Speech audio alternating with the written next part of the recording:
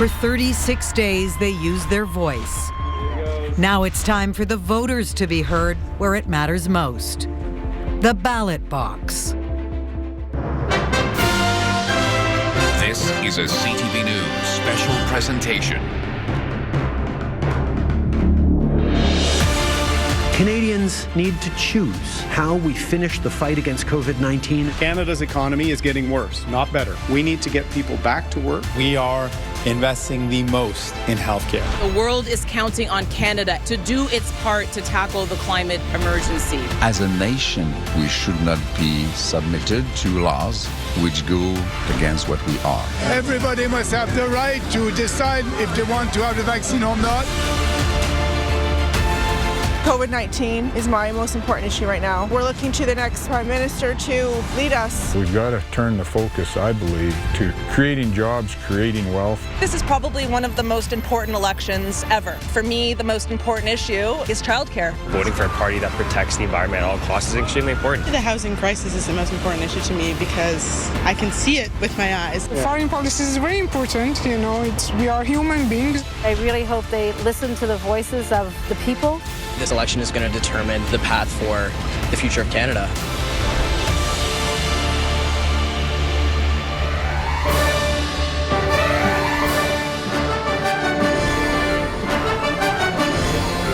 CTV Election 2021. Here is Lisa Laflamme.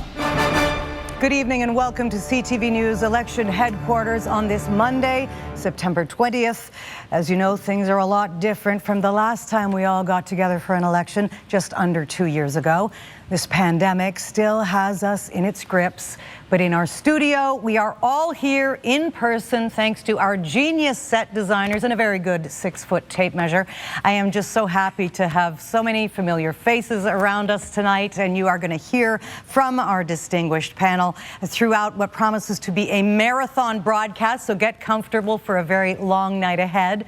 Outside the studio, we have CTV cameras and reporters ready to bring you the latest from key ridings across the country in every province, and of course at the leaders' headquarters. But I want to begin tonight with my wingman, CTV's Evan Solomon, right here beside me. Evan, it does promise to be such an interesting night, but hanging over it in this entire 36-day campaign has been COVID-19. How do you feel that is going to impact tonight's vote? This is the crisis of a generation, and so it's the election of a generation. And this is one of those moments where it is a life and death situation for a lot of Canadians right now. And one of the questions we'll follow tonight, are politics helping the situation or hurting the situation to alleviate that? And that gets you some of the big storylines that we'll follow tonight. The gamble of Justin Trudeau to call this election in the midst of a fourth wave. Does he get rewarded for it or punished it? And then Aaron O'Toole's gamble to rebrand the Conservative Party. Does he get rewarded for it, or does he alienate Conservatives? And then, of course, the wild cards, also animated by the pandemic, the People's Party of Canada. Are they playing spoiler? So everything is filtered through what you just said, the fourth wave and the pandemic. Yeah, and there is just a whole lot of gambling going on tonight, so we're going to follow the ball. Evan, thanks for this. I want to get to the polling stations first of all to see what's happening, but I promise everyone here will get a chance to weigh in. After all, we're on the air basically for about 1,000 hours. I hope I'm kidding. It must seem like forever, though, for voters standing for hours today to mark their ballots, the most critical exercise in any democracy. Because of COVID protocols, polling stations were fewer and further between. The risk was too high to actually set them up in all of the usual places, from elementary school gyms to church basements. That may have frustrated voters, but it didn't stop them lining up today. Look at these lineups for their chance to have a say. And we have breaking news actually from a Montreal polling station, the borough of Dollard-des-Ormeaux. 5 people outside a polling station there were apparently struck by a car. Police say it was an accident, and we're told that the injuries are not serious. But again, it is a danger when you have this many people lining up on any day for any reason. Right now, we're going to go west to a polling station in Vancouver, where it is still the middle of the afternoon. CTV's Creason Adjugute. Creason, what's it looking like where you are? Is it a motivated electorate out there in Vancouver? Well, Lisa, we're at the polling station at the Vancouver Public Library at 450 Georgia Street West, not too far from the Vancouver Art Gallery. Elections Canada is asking everyone here to be COVID safe. Everyone must wear a mask when they vote. There will be hand sanitizer at every polling station. People will be required to physical distance by 2 meters. And there will be a single-use pencil to mark your ballot, or people can bring their own pencil. There will also be less staff with 1 poll worker per polling station in glass barriers, so it will be a little bit more slow moving. Inside, I spoke to an Elections Canada lady. She said she hasn't had a chance to sit down. It's been so busy. People have been coming and going, especially right after school and right after work as we're going into the afternoon here. So a lot of people coming out to make sure their vote is counting this election. And also in this election, BC is a bit of a wild card with the 3 main parties in the lead. So it will be interesting to see tonight's results. Will Back it to you, ever? Lisa. All right, Creason, thank you. And I know you are headed over to Burnaby to NDP headquarters in a few hours, so we'll check in with you later. I think all of us are definitely used to things changing on the fly as a result of this pandemic. Creason, thank you. Now in Toronto, CTV's Rahim Larani is also at a polling station. Rahim, is there a big afternoon rush there, or with so many people in Toronto seemingly still working from home, has it just sort of been steady all day long? Hi, Lisa. You know, there definitely has been an uptake within the last hour in terms of people coming to cast their ballot. Behind me right now, there's only about 3 or 4 people, and the line has been moving steadily throughout the day. People aren't waiting more than 5 minutes to get inside. We did, though, however, witness an altercation with a woman refusing to wear a mask. Now, Elections Canada has said they will not ask for proof of exemption if someone refuses to wear a mask. In this case, the official was asking the woman to wait outside, saying, "I will bring the ballot box to you so that you can vote with the safety of others." She refused. That's when an argument ensued. They went back and forth for about 10-15 minutes. You could hear her say that it's an infringement on her right as a Canadian citizen. In the end, she did oblige, went outside, they brought a ballot box, and she did vote. One other thing to note is that there was a glitch on the Elections Canada website earlier on in the day where when you went to type in your postal code to find your designated polling station, it wasn't working. That has since been resolved. Lisa, I'll send it back to you. Huge challenges for Elections Canada. Okay, Rahim, thanks so much for this. Of course, with all these precautions means a lot more Canadians than ever did request mail-in ballots. So CTV's Richard Madden, our resident truth tracker, is in our studio tonight with what that could mean for the results tonight. Richard. Yeah, Lisa, I hate to be the bearer of bad news, but the inaccurate result snapshot might take days instead of hours because the mail-in ballots are unprecedented in this pandemic election. Take a look at the screen here. No, we're not. 1.2 million ballots were requested. Elections Canada says 951,000 have been returned. That is an all-time record, and that could make all the difference in some of these tight ridings across the country. Well, we might know the trend. Some of those tight ridings that could make all the difference could take up to 5 days to get an accurate count. Okay, Richard, thanks. I hope it does not take 5 days, folks, but we are prepared for anything here at the CTV National Election Centre when we're talking about mail-in ballots, and I know you're monitoring, Richard, all kinds of things throughout the night, so we'll check back with you. But for the votes cast today, counting starts as soon, of course, as the polls close. So let me just explain how you're going to see those results tonight. At the bottom of your screen are the party standings. Right now, all of the polls are open, so there's obviously nothing to report yet, but it'll be updated as the night progresses. And on the right of your screen, results will appear from individual ridings in your region, and from time to time a summary of notable wins and losses will pop up. So we will have all of that for you. We'll explain it all throughout the night, and this is where the magic happens. All those numbers will be analyzed by the CTV News results team as ballots are counted across the country. When we get the results, of course, so will you. And while so much has changed since the last election, the number of ridings up for grabs, that one remains the same. 338 seats are in contention tonight.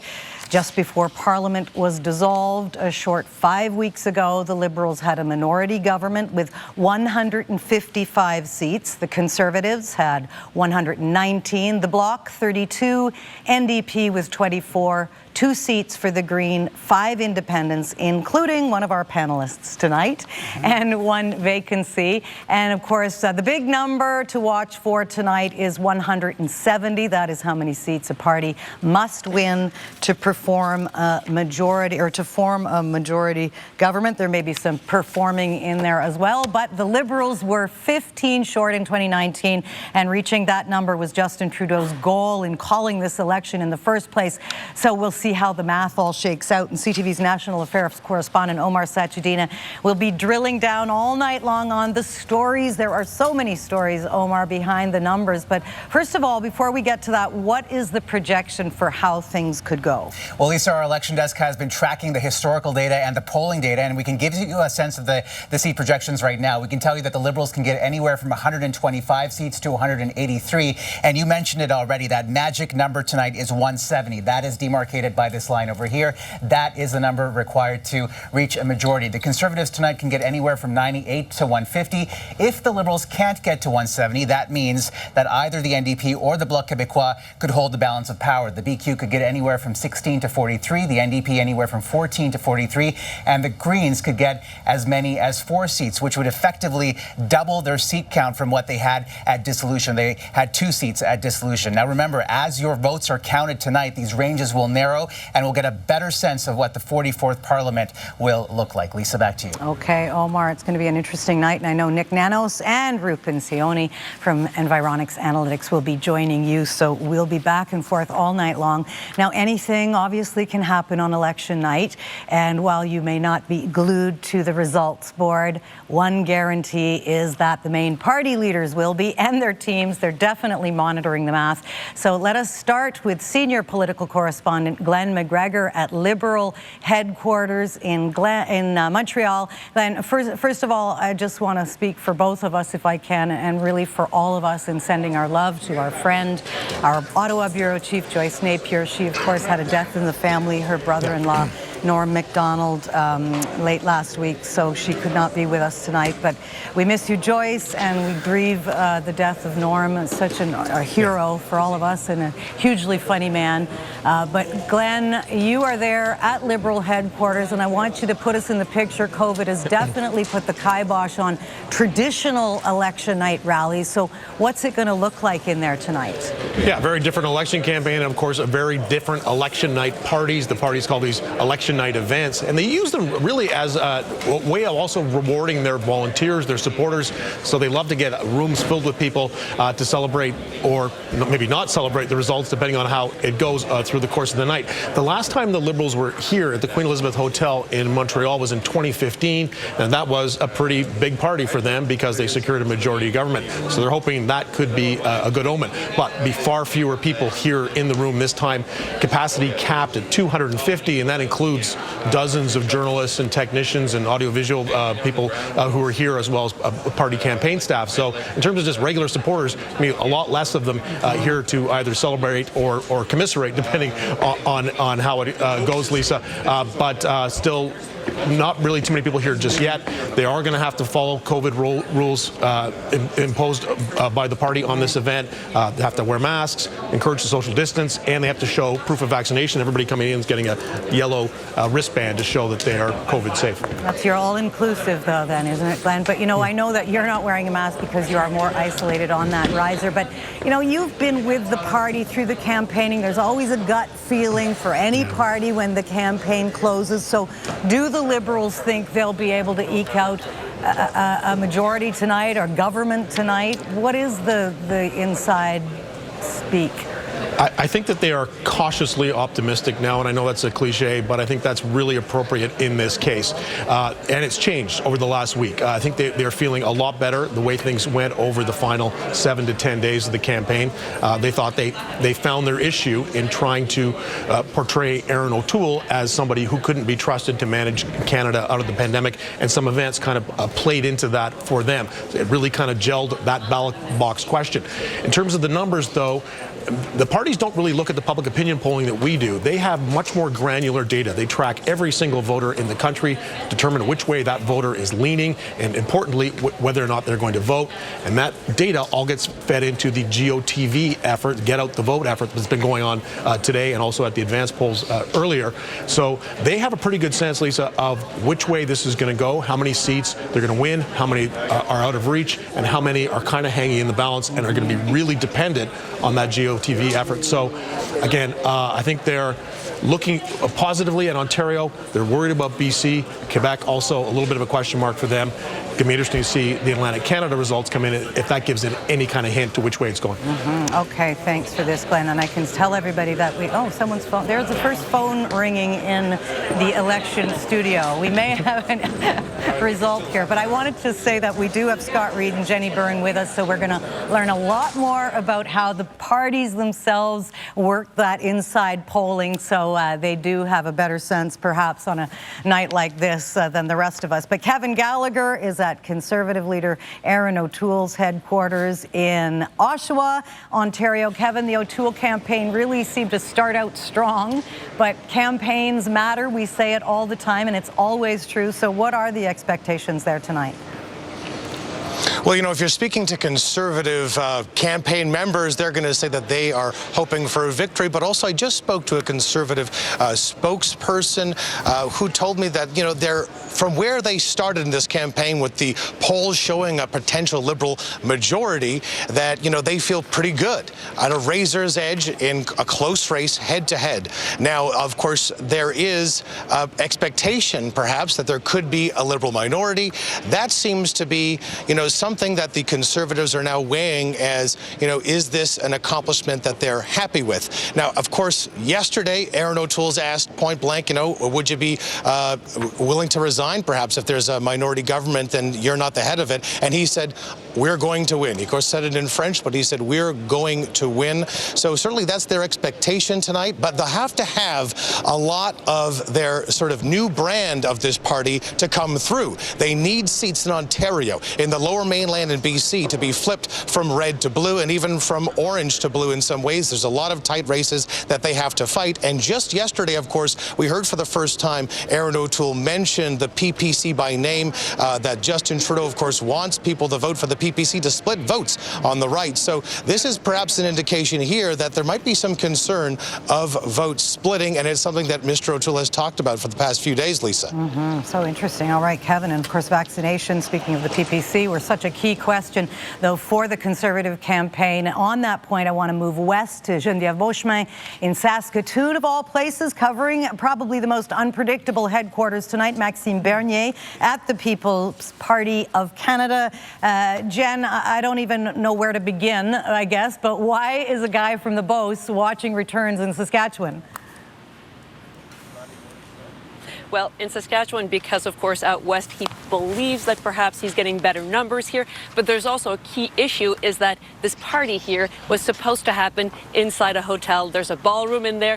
It's going to stay empty for most of the night, and that's because just late last week, rules changed in this province. There was no rules for masks indoors as of last week, and that's why they had planned to be inside there. They had planned to have the biggest rally, really, of election night without masks, without social distancing. But of course, what happened is that those rules came in, so it's been moved to this rather very windswept field out here. It's getting a lot colder as the night, as the afternoon is wearing down. The sun is going down, and it's getting colder out here. But they're expecting a lot of people, hundreds of people, in this field later.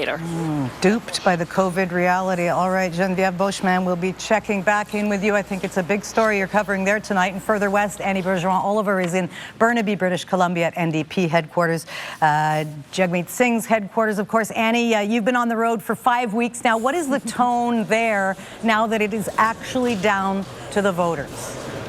Well, Lisa, I've actually been with the NDP for 27 days of this 36 campaign, and I can tell you that the party says they're very confident that today is going to go sort of as they has planned. But what's interesting is that insiders are really tempering expectations. They're saying today is all about growth. One insider told me that this sort of reminds them of 2008 with Jack Layton when he won 37 seats, and then fast forward to 2011 when he won 103. So that's sort of what they're comparing this to. They're hoping that they can grow the seat count, especially in Ontario, here in British Columbia, even in the prairies, to make big inroads and sort of setting them up for the next election, which is a bit of a change in tone from earlier. Even this morning, Mr. Singh said he's running to be prime minister. He's confident that they're going to be, you know, a major player in this parliament. But some insiders are saying now, you know, maybe the goal is not becoming government, but becoming the king member, as Omar mentioned earlier, with maybe around 40 seats, which is the goal that I'm hearing from some insiders today. Okay, that will be an interesting to see what happens. And it's exciting also that British Columbia will really matter here tonight. There's so much upset and griping so often that results are basically in the can before BC, so that does not look like it will be the case tonight. That's Annie at the NDP headquarters in BC. The pandemic has been the cornerstone issue in this campaign, and voters were confronted with the question of who is best to lead Canada out of it. In this unprecedented pandemic election, every party platform will make sure everyone on your plane or train is vaccinated. Promise. Securing Canadian-made medical supplies. And priority. We are prepared to increase healthcare transfers. Was made and shaped under the shadow of COVID-19. I would never want to hear about another 16-year-old boy watching his father die in front of him. The last thing I want to see is more older people and more people's parents and at-risk people dying from COVID. Muted were the big rallies and events synonymous with the average campaign trail. Door-to-door is part of any sort of candidate's approach. You have a very contagious Delta variant, millions of eligible unvaccinated people, and multiple opportunities for this virus to be transmitted. All as the pressure mounted on hospitals and the case count climbed across the country, averaging thousands of cases per day. We saw our healthcare system brought to its knees. The latest spike largely driven by the western provinces, especially Alberta, with the most new infections in the country. More than 27,000 Canadian lives have now been claimed by the virus. The deepening crisis pushed vaccine policy to the forefront of the campaign. A vaccine mandate for non-essential businesses is a good idea. And prompted angry protests at the very doorstep of the frontline heroes saving lives. It is extremely unfair. People have come here to be healed, not to be harassed. The Liberals promised $1 billion toward a proof of vaccination program and elected to make mandatory shots a divisive wedge issue. Erin O'Toole is trying to pretend that testing is as good as vaccinations. And our approach with respect to vaccinations is we try and encourage and inform and work with people, but we will respect their personal health decision. One major point of agreement, the shared pitch of recovery from the severe economic side effects of the pandemic. We need to get people back to work. I'm running on Canada's recovery plan. The Conservatives are promising to recover the 1 million jobs lost during the pandemic and balance the budget by 2031. That to grow the economy, you need to support the middle class. The Liberals are pledging to extend the Canada Recovery Hiring Program to March 2022. They will also expand the Canada Workers Benefit to support 1 million additional low-wage jobs. We have been very consistent that we want to invest in people. The NDP is pitching the creation of a Crown Corporation responsible for domestic vaccine production, as well as a new 15% tax on companies that make excess profits during the pandemic. Critical promises as the country plummets deeper into the unforgiving fourth wave. Ultimately, the surging virus is also having the final say and affecting the vote in another way. A shift away from in-person polls and a historic uptick in mail-in ballots. So, of course, if this election started at who would be the best at pandemic recovery, we are still in the middle of it. So I know all of our fabulous panelists want to weigh in on whether or not there should have been an election in the first place. So let me start with former Conservative interim leader Rona Ambrose. Great to have you back with us. It feels like just yesterday, doesn't it, Rona? It does. We were sitting here at this desk. Much smaller desk. But anyway, your view on the call itself. Yeah, I don't think the Prime Minister should have called an election. Evan mentioned it. This is the crisis of a generation. What concerns me the most is just the level of cynicism, mistrust, and just erosion of our democracy. To have an election in the middle of a pandemic, we should have been, and to weaponize the issue of vaccine passports and vaccines. I mean, what happened during this election is what happens in elections. There's misinformation, there's conflict. And what this election did is just exacerbate that. And now we have the rise of a populist party, the People's Party of Canada, who are doing exactly that, weaponizing the issue of mask wearing, of vaccines, and that is to the detriment of the entire country. So I I wish the Prime Minister would have never called this election. And on that, I'm going to ask Jody Wilson-Raybould to join us on this debate, this question. Obviously, an independent MP not running, former Attorney General or former Minister of Justice. And Jody, thanks for being with us tonight. I know that you've been very vocal. Obviously, you even wrote a book about this. So I want to get your sense then on, you know, as the party now tonight waits to see its fate on whether it can achieve the majority that it called the election for in the first place. Well, I agree a lot with what Rana said in terms of going into an election during a pandemic. I believe it was fundamentally unnecessary. Parliament was functioning in terms of support for Canadians, in terms of passing of major pieces of legislation to assist. This is a gamble. This is a gamble with Justin Trudeau, and we'll see how Canadians respond to him and this unnecessary election. Certainly what I've been hearing is there's so many people that are wondering who they vote for. There's no rallying cry around a particular issue. There's just frustration and anger of actually having to go to the polls at all. Well, we are going to find out soon, because in about 3 minutes from now, I think the polls close in Newfoundland and Labrador, so we'll start getting some results in. But Amanda, I want to bring you in here. What is the business community? How have they reacted to the fact that we're in a pandemic, recovery hasn't really started, and now we're, you know, election night? The business community was clear from the beginning. They weren't particularly interested in an election. They're Canadian citizens too. What they wanted, though, the vast majority, was focus on the economy, and especially focus on small business and job creation. And when they were polled at the start of this campaign, it's very telling, Lisa, something like 22% of them thought they would get that focus. And they weren't really wrong. It never did really become a really focused conversation about what happens next. How do you grow coming out of a pandemic? And partly that's because we're not out of it, right? It's a hard conversation to have right now. It sure is. Feels like the right time, though, to bring in Navdeep Bains, Liberal MP, former Minister of Innovation. You've opted not to run again, but I know that you were also part of that discussion in actually calling the election. So can you give us some of those conversations that unfolded in maybe even the spring, when they started on when the call would be? Yeah, and you're absolutely right. The conversations did take place, trying to figure out when was the right time to go into an election. And fundamentally, the reality today is very different than what it was in 2019. Well, we're in a pandemic. Absolutely, right? And we're dealing with the fourth wave, and it's dealing with people that are primarily unvaccinated. They're overwhelming the system. So we need to now, as we turn this corner, need someone who has an aggressive plan to end the pandemic. And we're talking about big changes. We're talking about making it mandatory if you want to take a flight or a train, or if you want to work for the federal government. We're talking about vaccine passports, and these are big issues. And so it's important that Canadians have their say. And that's why the Prime Minister went to the public and said, look, we need your input and we need a mandate as we move forward on these issues. Didn't you think about, you know, delaying it as a result of this? Look, it's a minority government. And if an election wasn't called today, maybe potentially 3 months from now, 6 months from now, it's not a majority mandate. I think the vast majority of Canadians are of the view that we had 4 years. And that's very rare in our parliamentary system. 18 months is the average length of a minority government. But fundamentally, as we've been talking about, this is a pandemic election, right? So the main issue is about who do you trust? The Prime Minister had the backs of Canadians.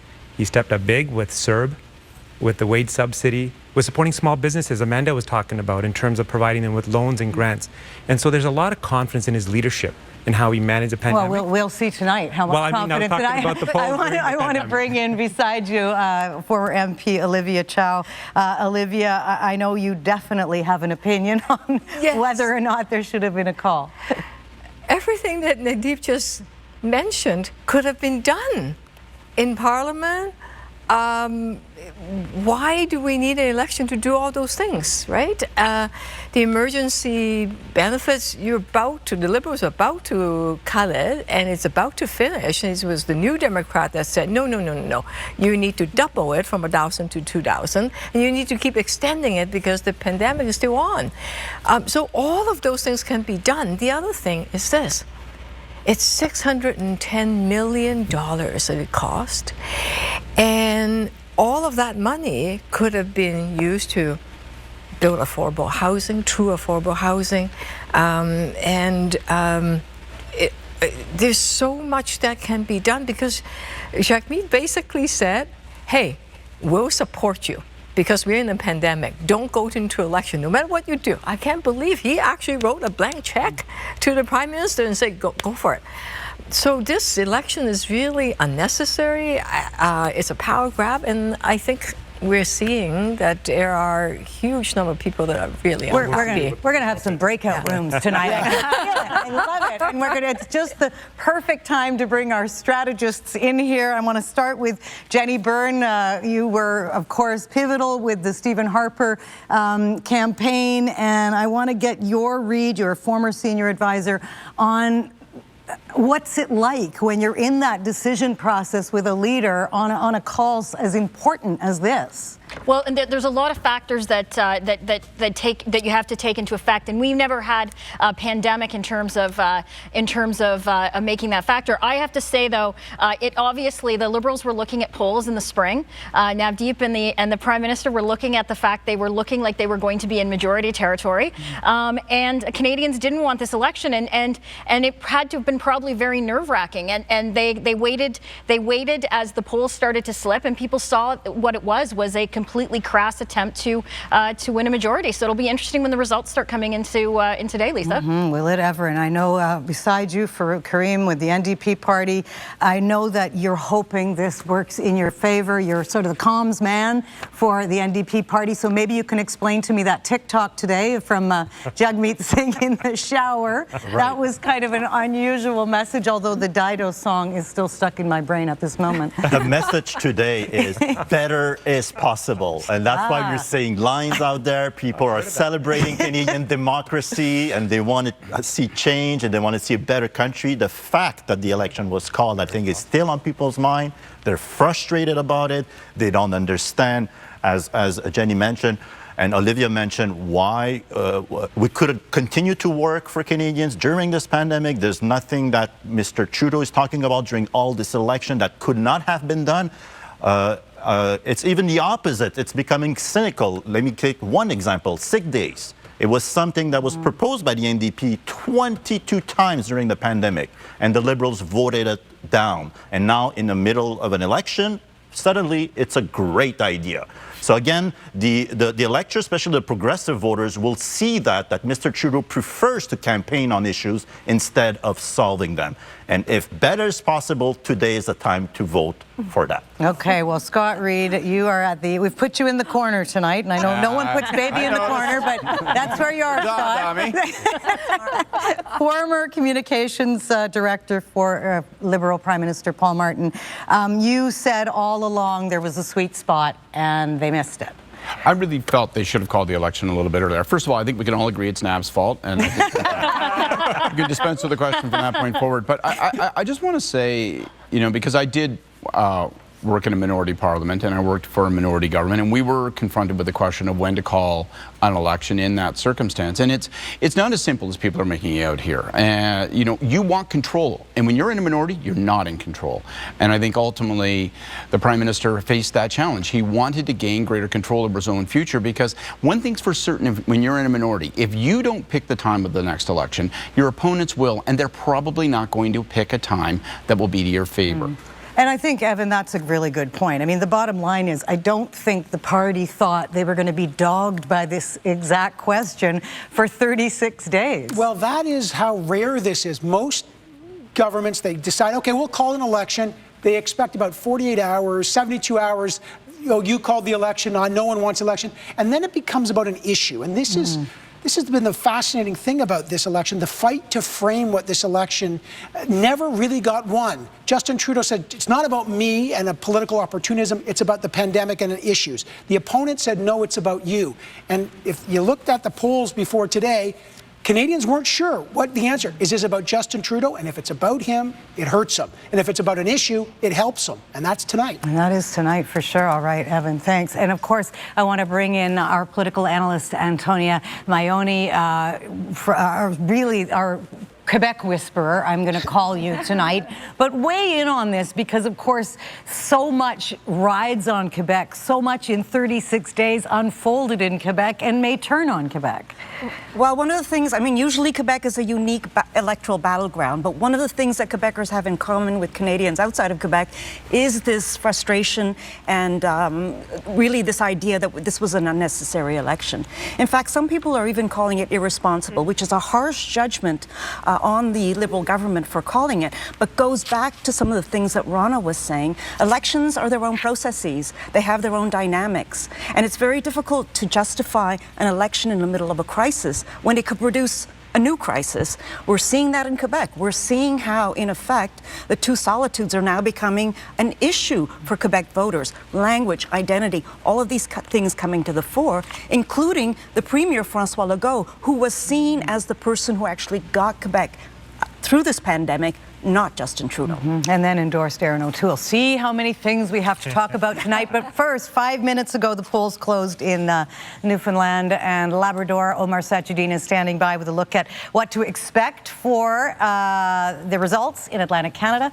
Omar. We're tracking that closely, and those results, Lisa, are just minutes away. I want to drill down a little bit more, though, on Atlantic Canada, and for that, I want to bring in Nick Nanos from Nanos Research Group. You almost don't need an introduction, do you? You're part of the family by now. Absolutely.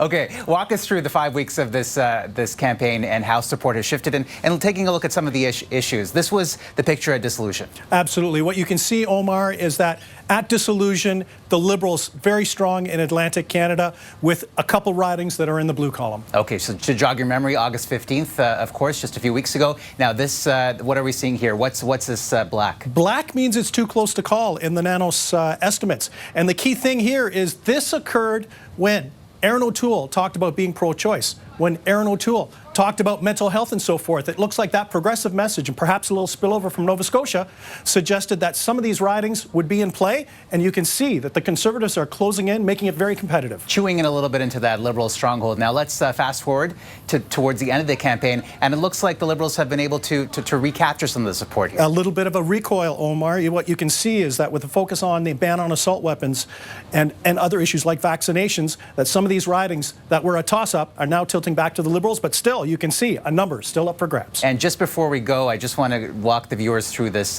board right here. These are the national scenario totals. We've still got about 69 ridings, according to your data, that are still too close to call. So who knows how long this night is going to be. Lisa, back to you. Okay, Omar, that is so true. And of course, St. John's is the most eastern city in Canada. We're going to go there. It is about 8:37 right now, and the polls, as I said, have closed. So over the next hour, we'll be getting the first results from the 7 electoral districts. Here they are, the first results, and there was some concern, Evan, that Scott Sims may be in trouble, but of course only one poll reporting at this moment. Yeah, he's a long-time Liberal. He's been there. If he goes down, that's a bad sign for the Liberals. But, you know, we've heard all sorts of things. The voters are going to tell the truth. The one to watch, of course, is going to be St. John's East, where the NDP and the Liberals are going to battle that out for what was Jack Harris's seat. But boy, you see a guy like Scott Sims. Yeah. You know, if they're losing that, remember 2015, the red wave started for the Liberals in Atlantic Canada. That would be the red wave going out. That's so far, we'll see. You just mentioned Jack Harris, though, so that it's perfect time to go to CTV's Atlantic Bureau Chief Todd Battis, who is in the riding of St. John's East, where the incumbent NDP's Jack Harris is not running again. Todd. And Lisa, we're just down the street from Signal Hill, so maybe that'll help us get some of the results in quicker tonight. But you're right, and Evan mentioned it. This is a hotly contested riding, and the NDP, this is the only NDP seat in all of Atlantic Canada, and boy, would they love to hang on to it. Mary Shortall has been working very hard. She was associated with the Newfoundland Labrador Federation of Labour for many years. She's very well known here, but her challenger, main challenger from the Liberals, Joanne Thompson, also very popular in this riding, and both of them have been campaigning furiously. The reason why this seat is wide open, because the man we're joined with by right now, Jack Harris, opted not to run in this election. We were here when you won in 2019, and boy, it's got to be a different feeling when your job's not on the line tonight. Well, it is a little different, but we're hoping to win this seat and others in Atlantic Canada as well, Todd, because I think we've We've gotten lots of information that there are seats in play that we are able to reach out to and get a lot of enthusiasm, as we have here in St. John's East. Yeah, it is different from me. I've been the privilege of being elected for 26 years, 10 as a member of Parliament in Ottawa and 16 provincially. So it is a bit nostalgic in a way, but also, yes, your own personal job is not on the line, but it's very important to us to maintain this seat because it's the people of St. John's East, I believe, need and want to have another voice in Ottawa than what we've had for the last, when we've had 6 Liberals, for example, since 2015. Jack, I'm going to jump in here because we're having a little problem with the microphone, so I'm actually going to put this on you. All right. And I'll get in fairly close while being properly distanced. Okay, well, that's fine. Let me ask you, you mentioned that this is a tight race and you know this riding perhaps better than anyone. What were you hearing at the door when you were campaigning? Well, you know, this is a very different election. People are not very happy. They're not very happy with the government. They're not very happy with the election being called. They're not being very happy with the fact that the healthcare system, exposed as it has been during the pandemic, is also in very hard shape. We need more money for healthcare. You know, Mr. Trudeau kept the money for the provinces the same as Mr. Harper had, you know, despite the fact he kept campaigning differently in 2015 on. So, you know, that's important. You know, it seems that Mr. Trudeau has recently discovered that there's a shortage of family doctors. Well, you know, that's something that people are concerned about because they don't have access to that. They don't have pharmacare. They don't have dental care. These are programs that people want to see, and they want to see action on them.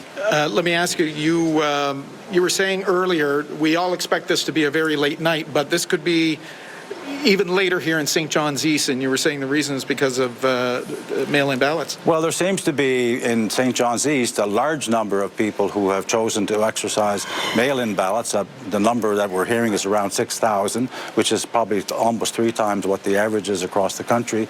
That's a pretty large number of votes that may not be starting to be counted until tomorrow morning. So depending on how close this race is, you know, it wasn't 6,000 close the last time, right. But we don't know.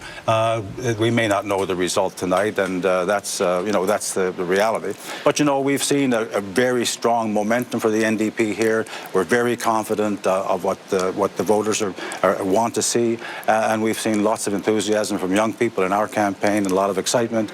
And you know, the last momentum in the last week has been very strong. I'll ask you one quick last question. It's different when your job's not on the line, I bet. Well, it sure is, but I mean, I'm pretty interested in seeing this hold as an NDP seat. Mary Shortall is a fantastic candidate. She's a strong advocate. She'll make a great member of Parliament, and I think St. John's East and the Parliament itself would be happy to see her there. Jack Harris. Thank you, Todd. Long-time politician, federally and provincially here in Newfoundland and Labrador. Thank you for your time. Thank you, Todd. Lisa? And I want you to grab your mic back for a second from Jack, Todd, because I swab it down, of course, it's COVID, but I want to ask you, those 7 ridings out there, I understand one of the challenges was actually finding enough staff to work the polling stations with all of the COVID restrictions. But tell us some of the close races there, including Seamus O'Regan's riding.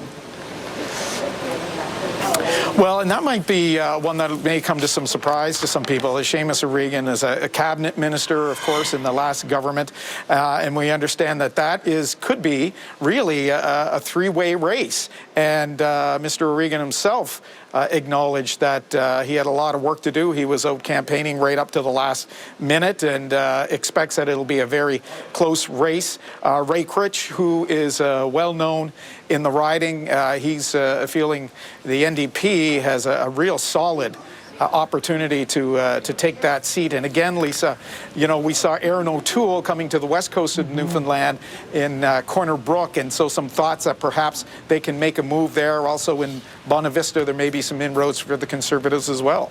That is so true. Well, it'll be interesting, Todd. We will be back to check in with you as the results start coming in. In this time, of course, that we are all living politically, something else is glaringly obvious in Newfoundland and Labrador, and it applies to all 7 ridings. Take a look at the candidates representing 4 parties, the Liberals, Conservatives, NDP, and the People's Party. They all, of course, qualified for their nominations and are, I'm sure, accomplished in their own right, but still overall this slate of candidates is not reflective of the changing demographics in that province, or certainly in this country. In fact, Dr. Syed Pirzada, a highly respected community leader, made history as the first Muslim ever to put his name forward for federal politics in Newfoundland and Labrador. He ran for the NDP nomination in St. John's East, so he lost to Mary Shortful, who is running, as we've just said, in Jack Harris's seat there. But that lack of diversity impacts the issues that dominate the campaign and the ones that don't get as much attention. So I want to bring in your morning co-host, Anne-Marie Meadowake, who we've asked to stay up very late tonight. Great to see you, Anne-Marie, to get the voters' viewpoint. And I should mention, Anne-Marie, to maintain physical distancing, you are in another part of election headquarters in what seems like very lovely zone there. Pretty cool digs you're in. Yeah, welcome to the Voters Viewpoint Lounge. And it's, you know, I was up very early, so I just took a nap on one of these couches. It's great. But welcome. We have gathered together some really incredible voters for you. Racially diverse demographic. This is the most racially diverse demographic in Canada's history. They also make up a really powerful voting bloc. Gen Z and millennials, who are almost 40, by the way, add up to 40% of the population and 37% of eligible voters. And almost a third of them identify as ethnically or racially diverse. So we wanted to know, how did the campaign go for them? How did the party leaders do in addressing their concerns? We're going to find out. I'm going to introduce you to them. First of all, we have Samantha Krishnapillai. She is the founder of the On Canada Project, 120,000 followers strong. You just interviewed the Prime Minister days ago. You asked him some great questions, so we're going to get at that in a moment. Danielle Jocelyn O'Toole joining us from Montreal. She does strategic communications for Apathy is Boring, and we're going to find out if that is true for this demographic a little bit later as the votes come in. So welcome. We also have Chief Brent Bazayan, who is joining us from Serpent River First Nation, one of the youngest chiefs in the province, if not the country, and one of only a handful of two-spirited. So welcome to the conversation. Welcome to the lounge. Everybody's comfy, right? All right, good. And last but not least, we have Sarah Barzak, who's joining us from London, Ontario. You are also the executive director of the London School of Racialized Leaders. And you also have experience having been a campaign manager for a local racialized candidate. So we're going to talk about all of those issues. But first of all, I'm going to get you to give me a grade. Sarah, I'll actually start with you. Give me a grade on how you think that both race and reconciliation were addressed in this campaign. Because we've talked about it as a country a lot in the last 2 years.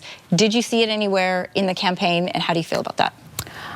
For a letter grade, I would give a D, because it didn't come up in campaign discussions during this race at all, even though, as you mentioned, Anne-Marie, it's in this course of this pandemic, I think every marginalized community has been hit really, really hard. Anywhere from like anti-Blackness, Indigenous issues, anti-Asian hate, and in London, Ontario, there was a case of domestic terrorism. So yeah, I think the fact that it wasn't in political conversations is a big concern to me. Daniel Jo, how do you feel about it?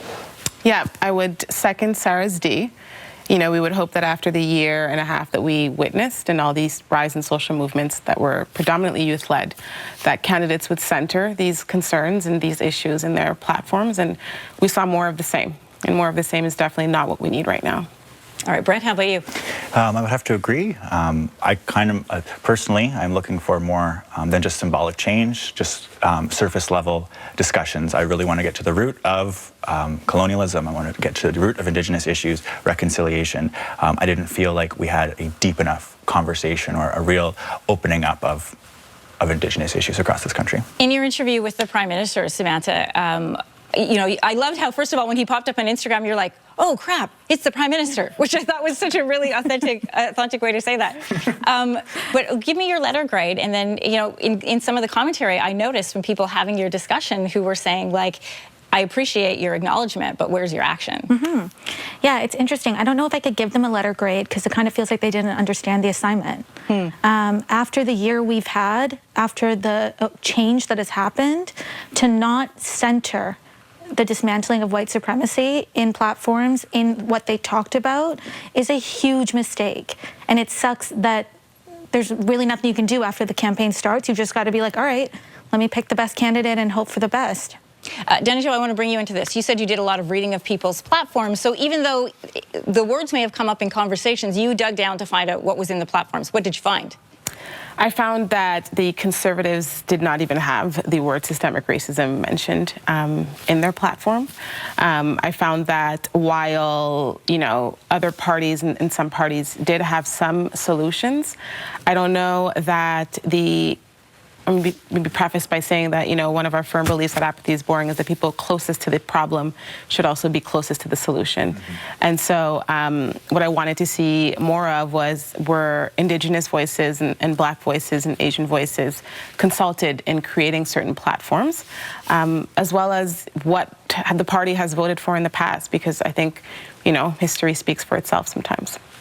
All right, such a great discussion, you guys, and we're going to come back for more of it. I'm going to send it back to Lisa in the studio. So we've got a C, a meh, and a didn't get the assignment. Oh, a D. I love that. Two Ds. Did Sorry, not look, understand the assignment. It was on the curve. Wow. Okay. Fascinating. So thought-provoking, Anne-Marie. We will definitely be coming back to you and the team there throughout the evening for reaction. We are, though, getting some information that there may be some challenges, as I mentioned earlier, staffing those polling stations. Richard Madden, our truth tracker, actually has tracked down some information on that. Richard, what can you tell us? Yeah, Lisa, a couple of hiccups in Ontario and in Western Canada we can report tonight. We've learned that there was 2 polling stations in Kenora, Ontario. That, of course, is on the Ontario-Manitoba border, where some poll workers simply didn't show up. So standby workers nearby had to basically pinch it to get that polling station opened. And we're going to move over to Brantford, Ontario. We've learned an Indigenous-led protest blocked the poll opening. That, of course, near Brantford, Ontario, and that polling station had to be moved. We can also report in Western Canada, in Alberta, near First Nations near Grand Prairie, the offices were locked. They couldn't find the keys, but officials say that they've managed to get that poll working going. So a couple hiccups here on this pandemic election, where voter turnout, of course, is something we're going to be watching very closely. Mm-hmm. We're also watching the price tag on it. It's going to be a long night after a short 36-day campaign with a record price tag. Elections Canada is projecting that this election will cost about, I think Olivia Chow actually mentioned it, $610 million. That works out to just under $17 million a day. It's also more than $100 million more than the last federal vote just under 2 years ago, which cost $502.4 million. And Elections Canada estimates $50 million of the new expenses this year are because of all the protocols as a result of the pandemic. Another $50 million is due to population growth. So it's a pricey election, especially for the shortest possible campaign under Canadian law. So let's bring in Amanda. The cost has been really a tough pill to swallow, considering, Amanda, the massive pandemic picture, the impact that it has on our financial picture. Which is sort of the irony, Lisa. It gets lost in the large numbers that we've become accustomed to through this pandemic. It's a pandemic election, so it is more expensive.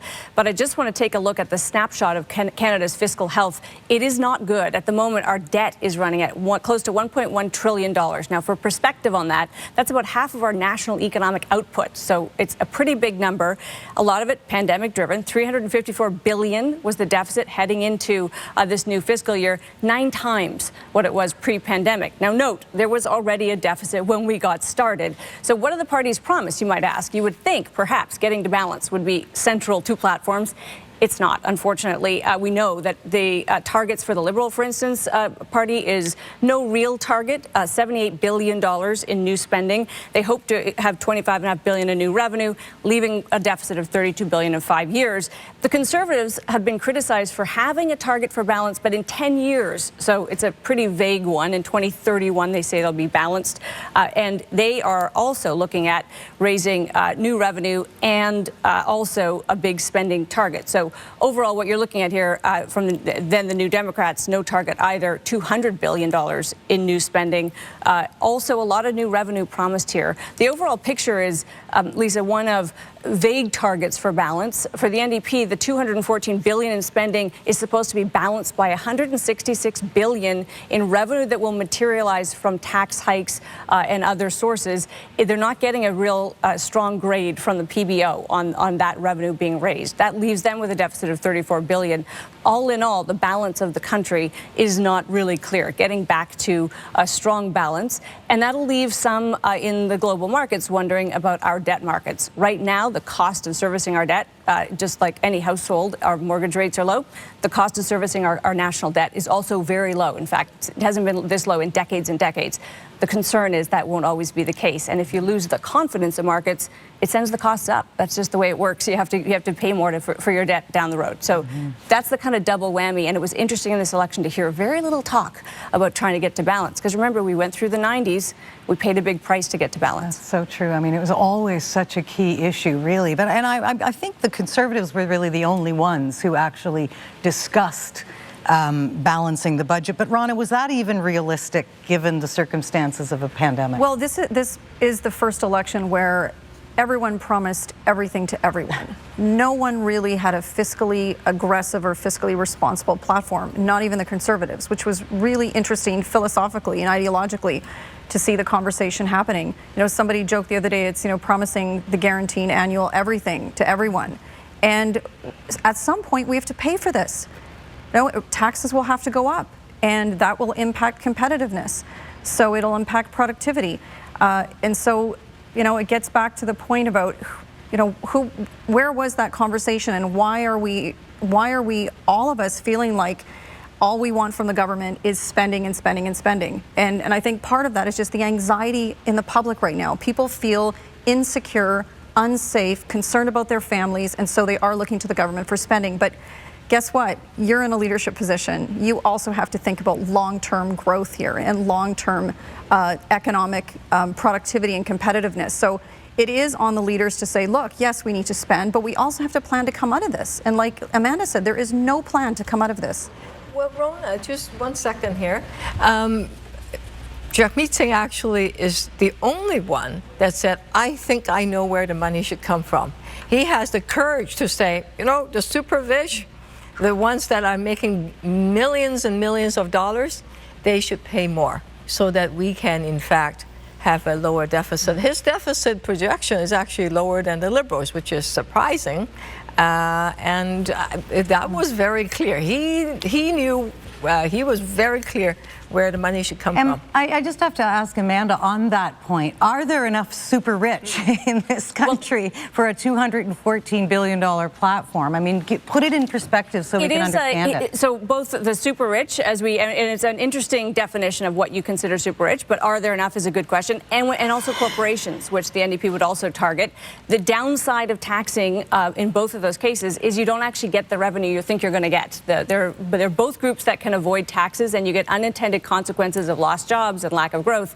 And so overall, this is one reason why the revenue raised projected in the NDP platform has a big question on it. Is it possible to raise that revenue in reality rather than just in fantasy? And I just want everybody to know, I mean, obviously you're seeing across your screen poll results as they come in. Still very few polls reporting in Newfoundland and Labrador, but we're just going to bring them up so that you know when we know what's happening, and when something significant pops up, or when we see enough polls that it's really something we can talk about, we will bring in the panel and everyone to discuss. But back in the first wave of this pandemic, Atlantic Canada and its self-imposed bubble was basically the model for the country, maybe even the world, on how to handle it.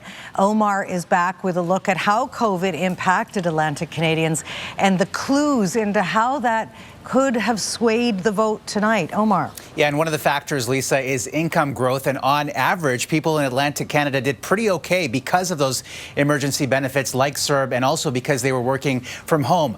The one exception, though, was Newfoundland and Labrador. I want to bring in Rupen Sioni from Environics Analytics to walk us through one of the ridings in Newfoundland and Labrador. We just actually saw some early results coming in from there just a few minutes ago. Bonavista, Burin, Trinity. Tell us about how folks did there. So, Omar, yes, you're right. Newfoundland and Labrador had about half the income growth of the rest of the Maritimes at 4%. And in this particular riding, when we crunch the numbers, we have thousands of estimates of Canadians at a postal code level. And when we look at ridings, we get a picture of the voters. Here, there's a lot of debt. with the households in this particular riding. We also see high refusal rates for the COVID vaccine based on the kinds of people who are reluctant to get vaccinated. And we also see a lot of frailty in this particular riding. So a number of issues going on there. What we've done here to understand the voters is we've taken demographics and voting patterns and created 15 different voter segments across the country. And so let's just drill down very quickly on these segments. And this one, we're seeing a lot of purple. 92% of this riding is represented by the older rustics, you call them. And who are they? They're modest income couples, and they tend to vote conservative in most of the country. And in this part of the world here, they are most likely, the Conservatives do the best with them. So it's going to be interesting to see how this riding actually turns out. All right, Ruben, thank you so much. Lisa, back to you. All right, Omar, so interesting. And a reminder, we are live streaming this entire broadcast right around the world. So Canadians at home and abroad can watch on any device. If you haven't already, make sure to download the CTV News app or go to our website, ctvnews.ca. And here is the stuff you do not see on the website, the behind the scenes of how this studio came together in record time. The paint is barely dry after 2 weeks of frenetic building and 48 hours of installation. Here it is in 48 seconds. Just a monumental achievement to get all of these lights, cameras, everything in place. Scott Reed, of course, needed special lighting, so that took time. Massive thanks, though, to Sean, William, Brooke, Spike, Dean, Chris, Marcin, Graydon, and Alan, all led by our incredible director of news production, Jonathan Kay, who is a Nova Scotia boy himself. The team worked all weekend to get this election set ready in time for this broadcast. It still sort of has that new car smell. So we're going to ask everyone to use your coasters tonight, okay, folks? For all the water we are going to be consuming in here. It's just after 8:30 Atlantic time, 7:30 Eastern, so that of course means the polls have just closed in 25 more ridings in Nova Scotia, New Brunswick, and Prince Edward Island. Here is where we are so far with the party standings. Take a look. We are going to go right to it, starting with Heidi Petrusik in the Nova Scotia. Oh, here are the party standings, first of all. Again, it's too soon, really, to have any, like, enough polls reporting there, but you're going to have a look at that throughout the evening. I want to get to Heidi Petrusik, if we can, in the Nova Scotia riding of Cumberland-Colchester. Heidi, I guess we will see an early test, perhaps, of the PPC vote where you are?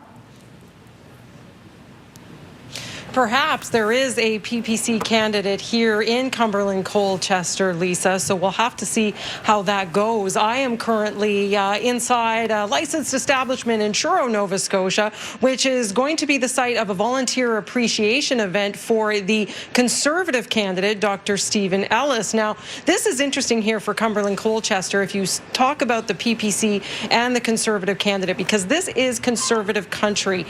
This riding has been held by Conservatives traditionally throughout its time, including Bill Casey, if you recall, for a long time, until he eventually became a Liberal, won the riding over, and then resigned, leaving the seat to be taken over by another Liberal, Lenore Zan, who is a known entity in this part of the province, as well as a longtime MLA, an NDP MLA for this area, and then switching. She is hoping for re-election, but healthcare has been a big issue, and the provincial election here saw healthcare front and center, seeing the PC Party of Nova Scotia winning a government in what some would have called a surprise majority. So now the Conservative Party of the Federal Conservative Party is hoping to kind of hone in on that with a family physician as a candidate, Dr. Stephen Ellis, hoping to narrow the margin here between the PC, the Conservative vote, and the Liberals, and we'll be watching that closely here tonight. Yeah, absolutely will. Yeah, that was a surprise majority for the PC in Nova Scotia. Heidi, thanks so much for that. We're going to head over now to the riding of Sydney Victoria. Kyle Moore is on top of that seat. That made it significant news in 2019 with the election of Mi'kmaq candidate Jaime Batiste. Is he in trouble tonight, Kyle, or is this sort of looks essentially like a rematch? Well, yeah, Lisa, we are expecting a close race here tonight in the riding of Sydney Victoria. As you mentioned, Jaime Batiste, he made history in 2019, becoming the first Mi'kmaq MP to be elected into the House of Commons. Now, Eddie Orrell is running for the Conservatives again. He lost to Batiste in 2019 by just over 1,300 votes. Orrell, a longtime MLA for the PCs here in Nova Scotia from 2011 to 2019. He stepped down in 2019 to run federally, so this is his second try. For the NDP, it's newcomer Jeff Ward. This is his first time running. He is the general manager of the Member to Heritage Park. Now, Jaime Batiste made some interesting comments earlier on in the campaign. He said he was concerned with two Mi'kmaq candidates running in the same riding. He was worried that may split the vote. He says allowing the Conservatives to maybe come up the middle. Ward answered back saying he was running to try and better his community. So it'll be interesting to watch here this evening. Now, we are still in phase 4 here in Nova Scotia. A spike in COVID cases last week, delaying phase 5. So mandatory masks, physical distancing, and of course, gathering limits are still in place. So we are expecting much smaller crowds than we would usually see on election night. So a bit of a nail biter here in Sydney, Victoria, we are expecting this evening. Lisa. Fascinating. We'll check back with you, Kyle. And I guess we're seeing that across the country tonight, that these riding headquarters are all going to be, a lot of them are actually virtual. So it's amazing that some have locations, and we're going to try and hit as many as we can throughout the night. There are 32 seats in Atlantic Canada. 25 of them are in the Maritimes, and our Nova Scotia guru, Steve Murphy, is in Halifax. Steve, you know, you are in what was an NDP fortress until the Liberals sweep. So is first results we're seeing, though, first of all, Steve, here in Nova Scotia, but is Andy Fillmore in any trouble there tonight? He certainly could be in for a very tight race here in the Halifax riding, Lisa. If you wind back the hands of time to 2015, Andy Fillmore was a bit of a giant killer when he knocked off Megan Leslie, who was the deputy leader of the NDP, a very, very popular candidate. But Mr. Trudeau provided great coattails for candidates like Andy Fillmore here in Halifax. And I guess the real question is, you know, how long are the coattails now? And has Mr. Fillmore in the past 6 years perhaps become more of a personal commodity for people here in Halifax? But certainly the expectation, talking to Liberals here, and by the way, we are in mandatory masking in this headquarters because people are arriving here now. People here know it's going to be a close race. The NDP up the street are very, very confident. They've got an excellent candidate in Lisa Roberts, a former member of the Nova Scotia legislature from the north end of this peninsula. They think that she may be able to do to Andy Fillmore's candidacy what Andy Fillmore did to Megan Leslie 6 years ago. By the way, Lisa, if you look at where we are, we're in the central peninsula of Halifax. This is the heart of the Halifax riding. All 3 provincial seats on this peninsula voted NDP provincially only a month ago, including the seat just south of where we are, in the south end of the city, which is where, of course, all the universities are also located. You know, you brought the provincial election up there, Steve, and I just wonder, was there any flack that the federal election was called so soon after the provincial election? Well, I don't know if it was flap, Lisa. On the day the federal election was called, Elections Nova Scotia was in the last couple of days of the provincial campaign, and within about 45 minutes of the federal call, there was guidance issued to help people, you know, follow the federal versus the provincial. There certainly was perhaps a couple of days of overlap in terms of candidate resources and so on, but by and large, the Nova Scotia campaign was in its final few hours when this one was called. So not a tremendous flap over it, perhaps a small amount of confusion over it, and the soothsayers would say maybe there was a message in it too, Lisa, because as my colleague Heidi Petracek mentioned a few minutes ago, the victory of the Nova Scotia PCs in Nova Scotia was foretold by very, very few people, and it really seems to have come together, you know, in the final week or 10 days of the Nova Scotia provincial campaign. There have been some people saying perhaps there's a lesson for the federal parties in what happened in Nova Scotia.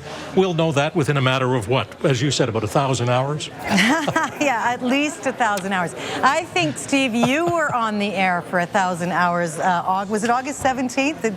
Feels like just yesterday. It was August 17th. It was. I remember it well. All right. And it was a fascinating It wasn't quite 1,000, Lisa. Well, I know we're up till 2:30 a.m. Eastern time at least. So we'll be checking up with you. I hope you've got lots of hot coffee there in Halifax. Still a long night ahead and a mountain to climb. So here is the summit. 170 is the number of ridings a party must win to form a majority government. And Glenn McGregor is at the Liberal headquarters in Montreal with Mélanie Joly. Glenn. Yeah, Lisa, Mélanie Joly has served several roles in Justin Trudeau's cabinet since she was elected in 2015. She's a candidate again, but also is kind of a lieutenant for the Liberals here in Quebec, has really been traveled the province trying to drum up votes.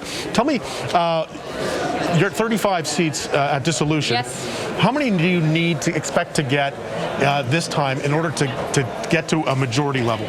Well, obviously, we're very confident in the fact that we've had a very positive campaign here in Quebec. And therefore, we've never been so much organized on the ground. Yes, we had 35 seats. We think we can win more, but we don't take people for granted. And at this point, people know that they have a choice between a progressive government, which Quebecers have progressive values, and a conservative government that don't represent their priorities, particularly when it comes to childcare, the environment, and gun control. Yeah, the Bloc Québécois got a real boost out of the televised leaders' debates because of that question to Yves-François Blanchet, suggesting that Quebecers are racist and discriminatory. How do you think your leader has dealt with that in trying to quash the Bloc boost that they got from that? Well, I think first and foremost, we reject the premise of the question, and all leaders of parties have asked the consortium to excuse themselves. So that's the first thing. Second thing, the Bloc has been trying to say since the beginning of this election that everything that Ottawa has been doing for Quebecers is because of them. But there's no minister from the Bloc Québécois, nobody from the Bloc Québécois at the decision table. And obviously, it is because there's strong Quebec ministers that are there to make sure that we can deliver, like I was saying, on childcare, the environment, gun control, and many other things. All right, Mélanie Joly, thank you very much. We'll talk to you again later tonight. It's a pleasure. Thank you. Okay, Glenn. Thanks so much, Glenn. Interesting. Now, as much as this was about childcare and gun control and a pandemic election, here at home, a crisis 10,000 kilometers away in Afghanistan also became a critical issue on day one of the campaign. August 15th, when Justin Trudeau called an early election declaring, Canadians need to choose. In Afghanistan, there was no choice. The Taliban that same day reclaimed control of Kabul. Telegraphed for months, the capitulation was complete. The anxiety. We fight a lot. The anguish. Every single moment.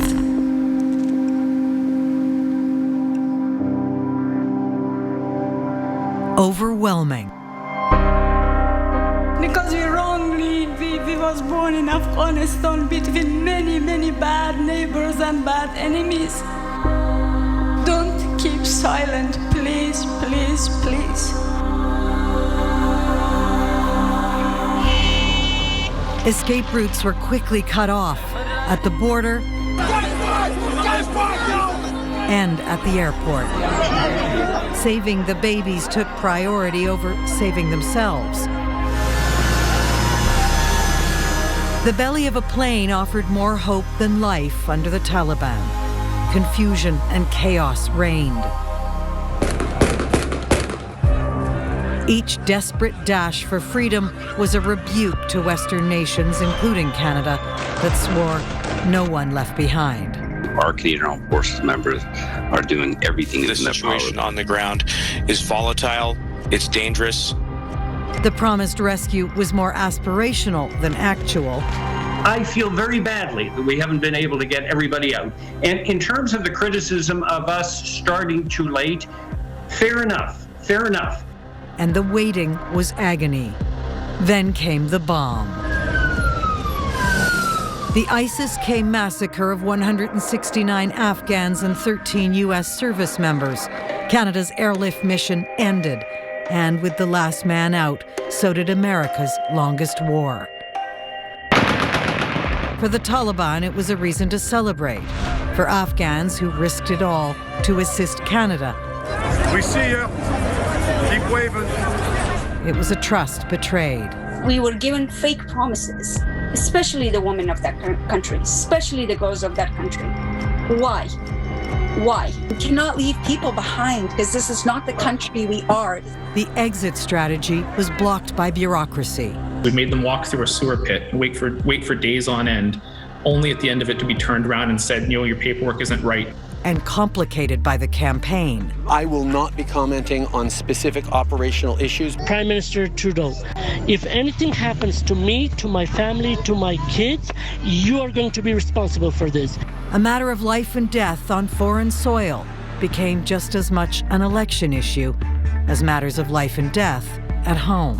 When Afghanistan was falling, you called an election, sir. This was foreseeable. It was a bad decision to call an election while this crisis was going on. Well before this election, we were getting flights out of Afghanistan. And the slow trickle of Afghans who survived the hostile journey represent the resiliency and bravery of the most vulnerable, the women and girls left behind. I'm not afraid of them. We are not the people who will, go back to the dark era.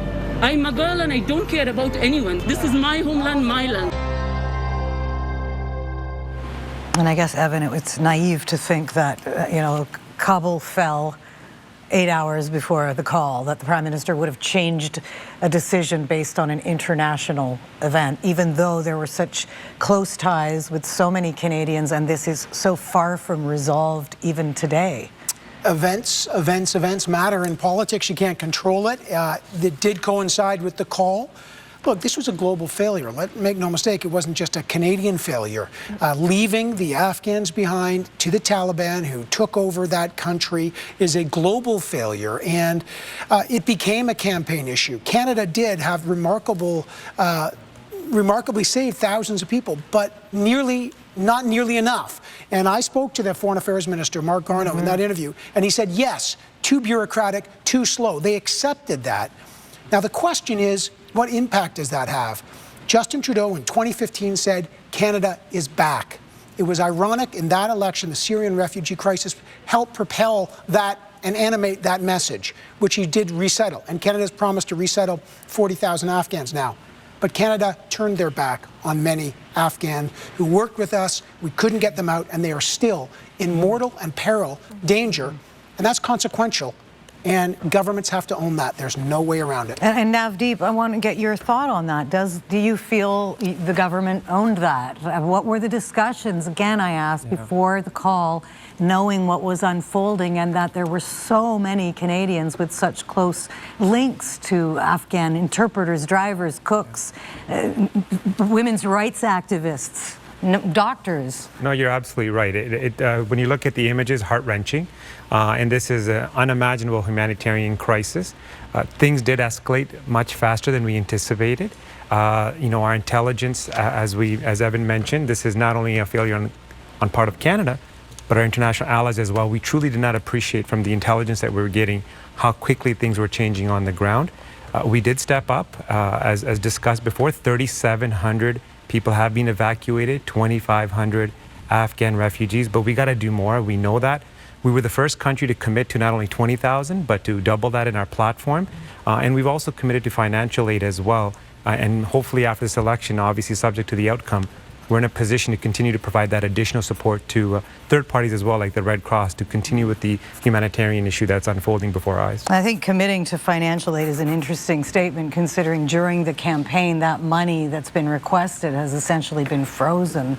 There's 50 million has already been committed. So there's two components. 50 million already has been committed.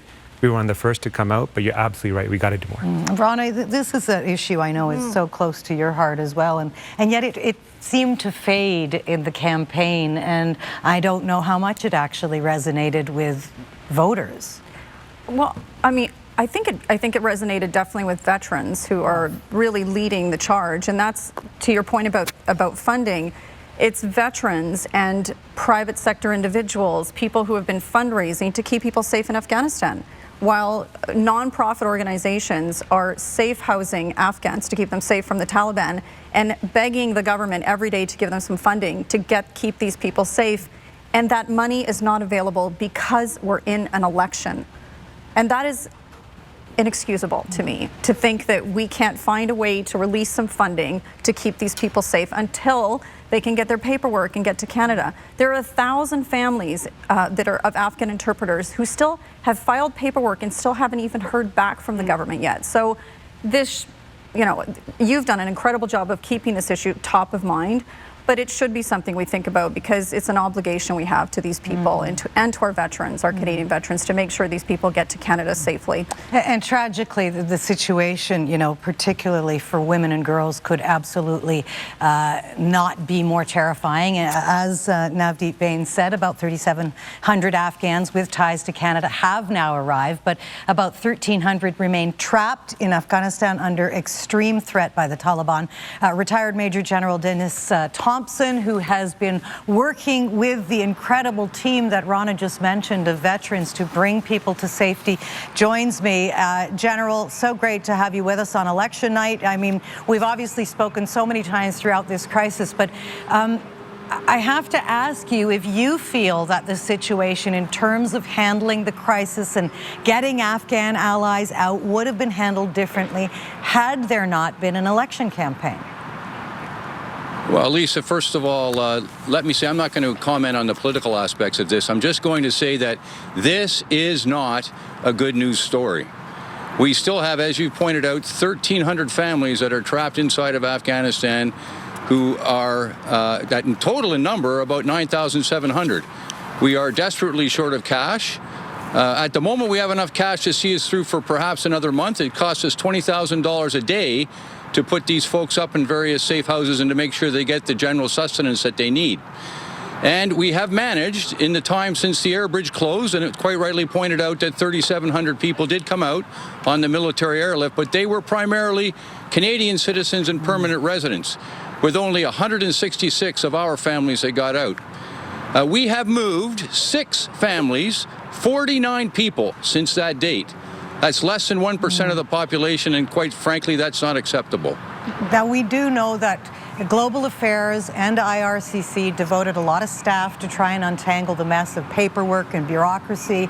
But as you say, you and the veterans have been using donations to protect people, house them, feed them, try to get them across another border. So you've asked the government for $5 million. That was very public, so I know you don't want to talk about the politics, but we did report on that request. So what's been the reaction so far on the request for that money, and how are you going to get through the next phase without it? Well, I think it's fair to say that the bureaucracy, quite frankly, is waiting for the election to conclude. So let me merely say that whoever the next government is, they are going to inherit a very large and complex problem that's going to require this $5 million in financing if we're to see it through to the end. And it's going to take months to move all these people, even if we do manage to get an airlift organized from Kabul to some third nation. So it's a long way from being over. The financing is absolutely necessary. And just for a moment, if I may, there are still 1,000 families that we are looking after that have yet to get a response back from Immigration, Refugee, and Citizenship Canada on their applications. We only have 260 completed files, 260 families whose files are completed inside of Afghanistan at the moment, who could be moved tomorrow if there was a mechanism to make that happen. And because of the handling of getting the interpreters and their families out, retired General Rick Hillier endorsed Aaron O'Toole just, I think it was Thursday or Friday.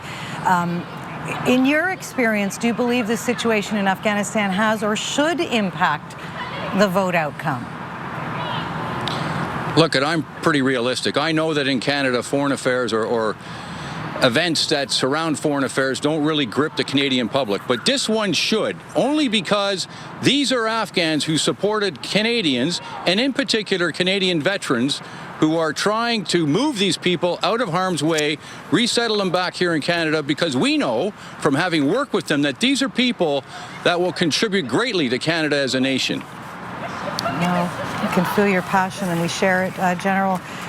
Dennis Thompson, as always, we thank you for your service and your time and your insight tonight on such an important night and messaging, and we'll see how it all unfolds. But I thank you for joining us tonight. Thank you, Lisa. And again, just to echo everyone else's comments, we need to keep this alive. We owe these people a debt of gratitude. We certainly do. All right. Thank you. All right, I want to now quickly go to the riding of Peterborough-Kawartha, where Liberal MP Marianne Monsef is running for re-election. She was also very pivotal in so many of the press conferences throughout the crisis in Afghanistan. She herself was a refugee and fled Afghanistan as a child with her family. So CTV's Stefan Keys is in that riding tonight. And Stefan, I know you'll be speaking with Conservative Michelle Ferrier later, but Monsef, is she holding an event tonight or not because of the pandemic? Is she in a fight there? You know what? This riding is certainly one to watch. The people of Peterborough-Kawartha need not look any further than their own backyards because this is battleground territory. They are in a dead heat between the Conservative candidate and Monsef herself. There has actually been quite a bit of anger hurled in her direction of late because of comments she made around the Afghan crisis. She referred to the Taliban as brothers, and that certainly did not sit well with anyone here, as well as people right across the country. In fact, there was a digital billboard that surfaced in Peterborough, where I am, that said Monsef's brothers killed 158 Canadian sons and daughters. That was taken down on 9/11. And so as we take a look at this race and see how close it really is, earlier polls suggesting that it is a dead heat with Michelle Ferrier, who is also a very strong candidate in her own right. She has lived here her entire life. She has started a business here. She was a former broadcaster here. She essentially needed no introduction to the people of Peterborough-Kawartha and has a strong endorsement from Aaron O'Toole himself. He has visited the area, an area he calls home because his family actually settled here from Ireland. So as we continue to watch this race and how tight it is, many are wondering what will come from this. We don't know if those words that left her lips, calling the Taliban her brothers, will sink her political ship in this battleground riding, Lisa. All right, so interesting, Stefan Keys. Thank you so much. We will check back with you when the polls close there. Polls have closed, as you know, in Newfoundland and Labrador. We're still getting more and more numbers in. There's a close race we want to bring your attention to here in Costa Bay's central Notre Dame. Is this a surprise to you, Nav, to see such a close race there for Scott Sims losing at this moment? Absolutely. As Evan was saying, he was first elected in 2004 alongside myself, and he's been in the House of Commons since. Even during the 2011 election, when we were trounced, Scott had won. So this definitely is a surprise. Obviously, it's still early stages, but much closer than we anticipated. Wow, 80 votes, Evan. Yeah, I'm just looking at that. Look, that's going to be tight. There's a couple tight races that are going on in Newfoundland and Labrador right now. And again, be careful what you read into. This is a very fragmented election, this pandemic, right? There's new splits that we haven't seen in certain places with the rise of the PPC, the lessening of the Green Party. But again, Liberals need to climb 15 seats. This was the bet of Justin Trudeau. And if he's losing things like that, that climb gets harder. It certainly does. Okay, my next guest was re-elected with a slim majority just 6 months ago. Andrew Furey, the Premier of Newfoundland and Labrador, joins me now. Premier, we're watching the results, as I'm sure you're listening in, coming in from the province there. You know, you got a lot of flack for not remaining neutral in this federal election. You endorsed Liberal leader Justin Trudeau early on. Do you still stand by that endorsement today, Premier? Of course I do. I meant it then and I mean it today. The Prime Minister has been very good to the people of Newfoundland and Labrador. We've had a great collaborative working relationship. But I will note, different than others in the past, I made no disparaging remarks about any other leader. And I'm quite willing and able, regardless of the outcome this week, to work with whoever's the Prime Minister. Are you surprised to see Are you surprised to see Scott Sims in such a tight race there? Oh, it's pretty early year yet. I mean, I think a lot of people, especially in Newfoundland and Labrador, having experienced a pandemic election, perhaps took place in advanced polls and special ballots. So we'll see how this plays out. But it's too early to make any significant predictions just yet. Yeah, one thing we know for sure, though, is your province has really suffered. I mean, the highest unemployment rate in the country at almost 11.7%, the highest net debt per capita at $14 billion. The COD moratorium, the pandemic, a lot of economic turmoil. What is the plan going forward to try to fix this? Listen, it's not all doom and gloom. There's incredible opportunity here. Good you make it news sound tonight, like there's Premier. nothing. No, there's incredible opportunity here. We have, oil and gas that is some of the lowest carbon footprint oil and gas in the entire world. It can be delivered straight to market. This is a time of transition, and so we need to exercise the value of that while it's still valuable. I recognize that that is a commodity that we've all seen is subject to upward and downward forces. So we are pivoting towards a greener, cleaner economy, and we are very fortunate in Newfoundland and Labrador to have an abundance of green energy here as well. We think that we can be a green battery that can help power Atlantic Canada and the northeastern seaboard. We have an incredible asset in the Churchill River. It provides right now through the Upper Churchill project 5,500 megawatts of green, clean energy power going through Quebec into the northeastern seaboard. So we're very lucky right now. I mean, it may seem like we're down, but we are never out, and we have incredible optimism and opportunity equally for the future, not just of the province, but of the country, and we will lead the way again. Mm-hmm. Now, the pandemic, of course, made your own election unprecedented, largely for the wrong reasons, except you ended up winning. So is it worth it, though? We've been talking about this throughout the evening with the panel, but is it worth putting people at risk, calling an election during a pandemic? Well, so different than, the federal election or different than some other provincial elections, I had to call an election. There's a piece of legislation here in the province that requires that when there's a changeover in leadership, you're mandated to call an election within a year. So when I put my hand on the Bible at the Lieutenant Governor's house and became the 14th Premier of Newfoundland and Labrador, we all knew collectively as a province that there was going to be a pandemic election. We were doing very well at the time. All the modeling suggested that it would be okay, but as we know, there are stochastic random events that can occur that can upset the apple cart. There's nothing I could do about that. As soon as I entered the race to become leader, we knew we were going to be in a pandemic election. Mm-hmm. Interesting. Great to talk to you, Premier. Thanks so much for doing this. As we watch the results come in, Seamus O'Regan doing well, strong in St. John South Mount Pearl. It's still early, though. Only 27 and 207 polls reporting. We're going to keep those numbers coming across the screen. But, of course, the success of any party relies heavily on its leader. So let's bring in Omar Sachedina now with a look at how those fighting to become Prime Minister fared throughout the campaign. Omar. Yeah, Lisa, so many times in campaigns you see an issue or an event where the trend line sort of separates the two frontrunners. You saw that in 2019 with Andrew Scheer after his performance at the TVA debate and the issue around abortion, and that really was not good news for the Conservatives. I want to bring in Nick Nanos right now to take a look at what things are looking at throughout this campaign. And we didn't really get that this campaign, did we? It was pretty tight throughout the campaign, but walk us through the preferred Prime Minister ballot tracking here. Well, no big knockout punch, Omar, but there are a couple events that were actually critical. First of all, you can see where the numbers go up for Andrew Scheer, where he actually surpasses Justin Trudeau. That was part of a solid performance, focus on progressive politics. So that's right over here. Aaron O'Toole sort of brands himself as more progressive, and that helps him. Walk us through the next big gap that we're seeing right next to it. And what we see is a decline. That's the TVA debate, the focus on banning assault weapons and the requirement for the Conservatives to kind of adjust their platform. And so the Liberals see a bump there. Absolutely. And then you go into the second debate, the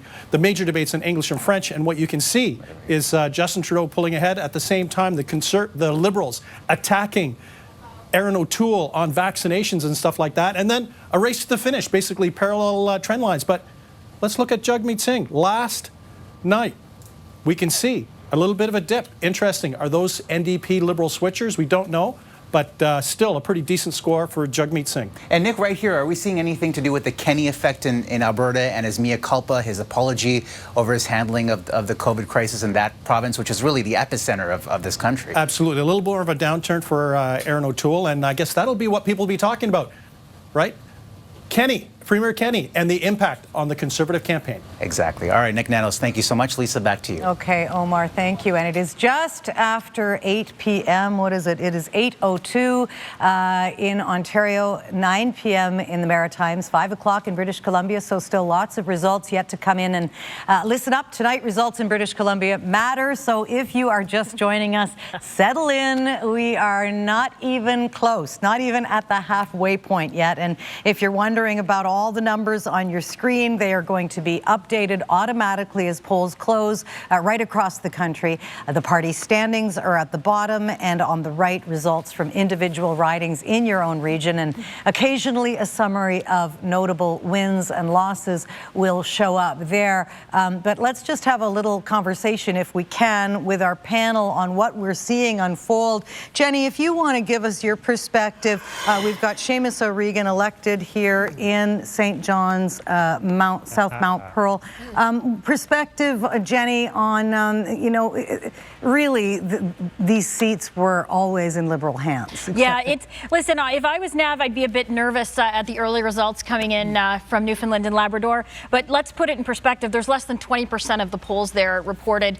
There's only close to 2% of the polls in Nova Scotia. What we're seeing, though, is in the small polls, like in Nova Scotia, the People's Party is sitting at about 5% of the vote, and in some early polls in New Brunswick, in Francophone New Brunswick, Beausejour and Acadie Bathurst, they're holding their own. In Acadie Bathurst, they're actually, the first polls have them leading the Conservatives. So we're starting to see we are going to start to see what impact the People's Party has in terms of how the Conservatives do. And Scott, you actually were reluctant to accept those numbers, that PPC poll numbers going into tonight. No, I wasn't. I'm being incredibly diplomatic here. No, I think they're for real. And I think one of the big questions that hangs over the evening, I think, is, are the PPC numbers for real? Will they be even bigger than some pollsters have tracked them? And will they make a difference in critical ridings? And I think the answer to those questions are going to be yes, right across the line. I think they're going to matter, and I think this thing's for real. I don't think that it's necessarily that attractive, but I think it's for sure and for real. And we are seeing hints of it in New Brunswick. I think we're going to look to see in southwestern Ontario, it's going to be a difference maker. I think in Alberta, obviously a difference maker. And maybe even in portions of rural Quebec, the Beauce, all that area, obviously we'll watch for the riding of Max Bernier himself. But I think I think it's going to be a factor, and I think over the course of the evening, that factor will harm splits for the Conservatives. I think that's the interesting point in all of this. I mean, what the impact is going to be of the PPC for the Conservatives, the split vote, how it helps the Liberals. We mentioned Cumberland Colchester, which you know, the Liberals won. Lenore Zan won that by 453 votes in 2019. Back then, the PPC got 606 votes. So now the Conservatives early on are winning. That was 2 years ago. That was 2 years ago. So you can expect that to go up. They're more motivated.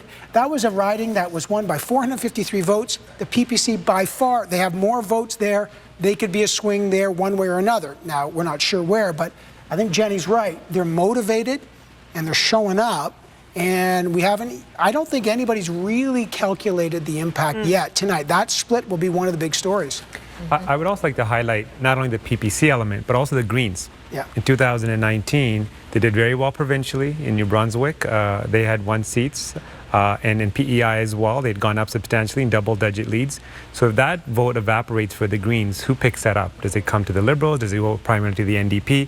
That'll be an interesting dynamic as well in some of the three-way races. 86 ridings, they're not running anybody. So where does that That's go? Another interesting dynamic aside from the PPC element that you highlighted.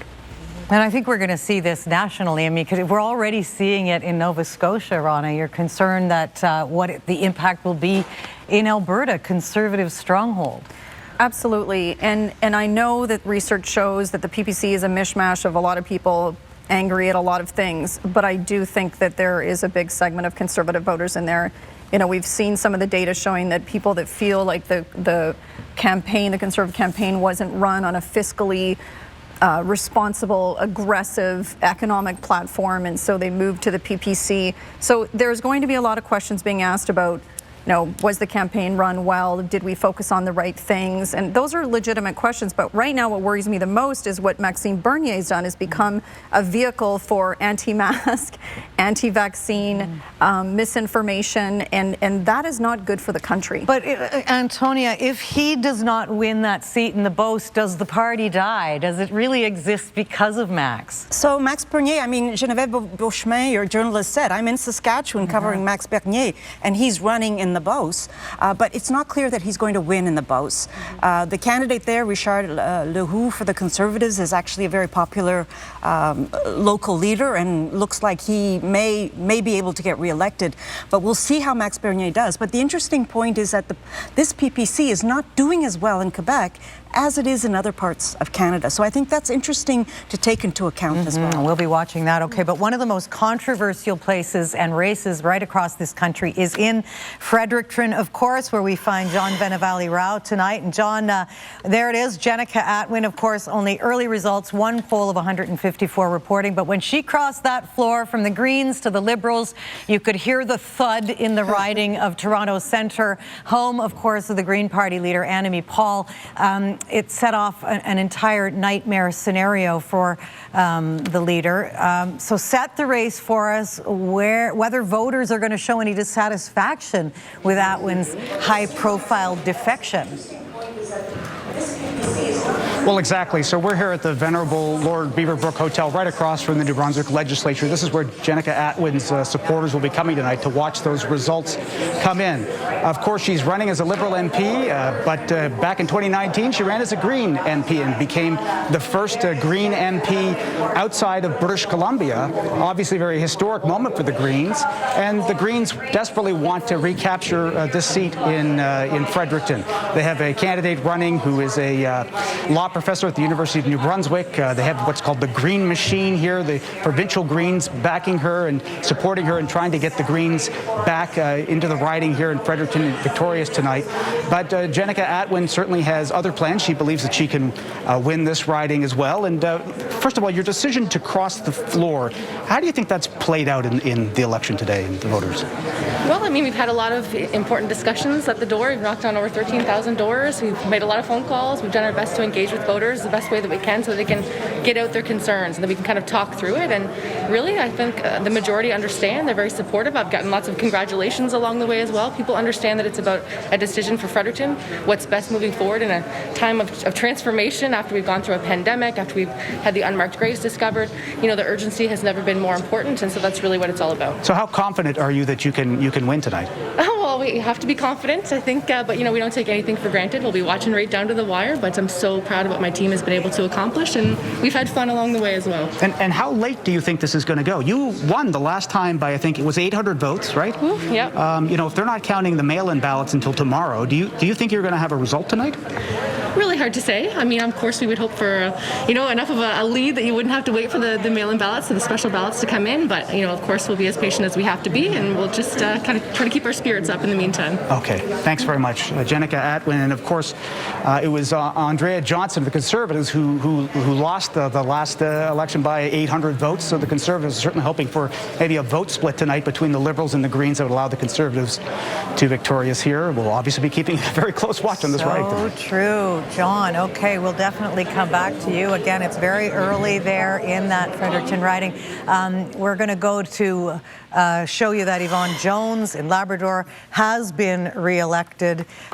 So we're going to dig down a little more. Omar Sachedina has a look inside the Fredericton riding, though. You just saw Jenica Atwin with JVR, John Venevali-Rao. So tell us what you can, Omar. Yeah, and Lisa, like you said, still extremely early. Just one poll out of 154 reporting right now. I want to bring in Rupen Sioni from Advronix Analytics to talk to us a little bit about the voters and really drill down on some of the behaviors or the motivating issues that would really cause the voters to vote for one party over the other. So tell us about who lives in Fredericton. Well, Fredericton's interesting. It's actually a pretty diverse riding, but the largest segment of voters we've called second city suburbs. They're upper middle income families, and not surprisingly, childcare is going to be a big issue for them. And that was such a big issue in the campaign to date. Because, of course, Justin Trudeau has pledged $10 a day daycare. Aaron O'Toole has promised a tax credit situation. And so voters there will need to decide because that is a big issue for them. Exactly. And in this riding, what was interesting, last time they elected the Green candidate, they tend to vote Conservative, this segment in New Brunswick. So we'll have to see which party prevails. So if you're Jenica Atwin, you really want to make sure that voters, that $10 a day childcare plan, Lisa, resonates with the supporters you want. And so that's what Jenica Atwin is banking on for her sake. And as we say, that floor crossing had a dramatic impact. Mirella Fernandez is at Green Party headquarters in Toronto. And Mirella, Jenica Atwin blamed Annamie Paul for that defection. A huge blow to the party to lose their star MP. So with so much turmoil within, are they even in any kind of celebratory mood there tonight on election night? It's quiet here. I mean, we're outside, inside, and I'm not wearing a mask for that reason. We're at a venue that would host weddings, and so they've got an inside portion where supporters are going to be. It's pretty empty right now, and we're outside, members of the media, in a covered area, and this is where we're going to hear Annamie Paul when she arrives later tonight. She's expected here 9 p.m. Eastern Time, and then she'll address the crowd, of course, once she finds out if she takes the Toronto Centre riding tonight or not. But everybody is on pins and needles. She's got a shot at the seat. We know that. She came in second in the by-election that happened in 2020 when she was already leader of the Green Party, and now she's running again, and she spent all her time in this particular riding. She hasn't really traveled very much. Mirella, just so the viewers know what we're looking at here, this is a live shot at the Oshawa headquarters of Aaron O'Toole, who is arriving, I'm told. Kevin Gallagher, you are there. Can you give us some I mean, it looks exciting. There's a camera moving around a party headquarters. Tell us what's going on.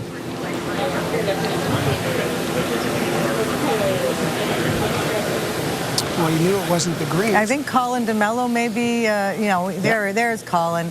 Tell us, why would the leader be arriving so early? Can you give us any perspective on that, Colin? Yeah, well, Aaron O'Toole and his family just pulled into the center here just a couple of minutes ago. They're going to be watching the results from here, just a couple of floors above us, Lisa. He's going to be gathering with all of his campaign staffers, watching all of the results come in along with family members as well. And I wanted to give you a look at what the actual arena looks like. This is a very socially distanced setting. You can see a lot of the chairs have already been set up here, waiting for family members, supporters, a lot of people from his leadership campaign. This is as pandemic friendly as it possibly can get. But one of the things they're actually doing, the campaign, is allowing members of the general public to also enter in here. They've sent out some invitations to Conservative supporters, a General Assembly. They can all come and sit down inside the arena here. One thing to note, though, this is the Tribute Communities Arena in Oshawa. This is the home of the Oshawa Generals. And I just wanted to note, the last time the Oshawa Generals won the Memorial Cup was in 2015. And you'll note that was also the last time Aaron O'Toole was in government with Stephen Harper. So he's hoping that he'll be able to pull out a victory that the Oshawa Generals, unfortunately, haven't been able to do since 2015. And Jenny Byrne, I see that podium behind Colin there. What speech is Aaron O'Toole preparing to give at it in, I don't know, 4 or 5 or 6 hours from now? Well, I guess we'll see. I think we know what speech he would like to give, what he would like to give there. But there's still a lot of the night left. So we'll be getting a better sense of things as the polls close and we move across the country. Dominic LeBlanc re-elected, of course, in Beausejour. Scott, no surprise there. No, absolutely. Dominic is a real strong man for this government. As Nav would know well, Dominic is a close, lifelong friend of the Prime Minister's and a real political animal. So you wouldn't expect that he would have any difficulty there. And he was speaking with the Prime Minister late in the campaign, trying to hone that message. But the other thing to watch for Dominic LeBlanc, we just saw Jenica Atwin. It was Dominic LeBlanc who recruited Jenica Atwin from the Greens to the Liberals, and he is trying to make sure she gets elected because Jenica Atwin is a Dominic LeBlanc recruit, and her fortunes really rely on his. So he wins, and you can bet he's making sure the Get Out the Vote works in Fredericton, because that was something that he was the real, architect of. And the impact of that floor crossing was so dramatic. Annamie Paul herself said it was attempts to undermine her leadership were racist and sexist. And Jody, I want to bring you in here, ask you about the culture. You write about it in your book that you learned when you arrived on Parliament Hill, sort of the culture of political life. Yeah, I mean, it's. I entered in 2015 as a Liberal and left yesterday as an independent. The nature of partisan politics is very strong, to the point where you experience blind loyalty and hyper-partisanship. It's problematic, and it's problematic for the free flow of ideas, to actually listening to individual MPs' opinions about particular issues. And on that, in terms of Jenica, I had the fortune of sitting beside her when she first came into the House of Commons as a Green MP, and I quite like Jenica. She's a very smart individual, and I really wish her well. But one of the things I did learn about her is that she speaks her mind. She's passionate about particular issues, and I hope that in the Liberal Party she finds the ability to speak her mind, because that's not necessarily the experience that many people have. Well, what about you? That wasn't the experience you had. Well, I find I've always been taught and raised to speak my mind, and have clearly done that as much as possible. But the nature of partisan politics and the control from the centre, the control from the Prime Minister's office, and I would say probably from any leader's office, is quite strong, and the reach is strong. And certainly if a message is being delivered by an MP that is not favourable to the centre, the arms are long, and they try to shut you down in various ways. But some decisions are made on political expediency, not necessarily what is the right thing to do or the best approach to it. And I don't think this is new at all, is it? I mean, Olivia, you could probably, and Rana, but Olivia, it goes back to when you were an MP, certainly. Yeah, well, I have a slightly different relationship with the leader, but I have noticed. Rest in peace. 10 years. Actually, can I just say on that point, in August, I couldn't believe it was 10 years since the passing of Jack Layton. I know, it's 10 years, yeah. But some leaders are different than other leaders. It doesn't have to be so top down. I remember the conversation that Jack had with Tom Mulcair and Libby Davis on the Israel-Palestine question. There's lots of give and take. Peter Stauffer, for example, has one point of view on Afghanistan, whereas other caucus members have another point of view on whether the troops should be in Afghanistan. There were always very, very good discussion in caucus, and very accommodating. So I don't completely, maybe in what you have experienced, Judy, and it's heartbreaking what you've experienced, that it doesn't have to be that way. It could be democratic. People can work together, mediate. This thing, I really miss Jack Harris, because Jack Harris is a wonderful mediator. In fact, he has a Harvard degree in how to mediate.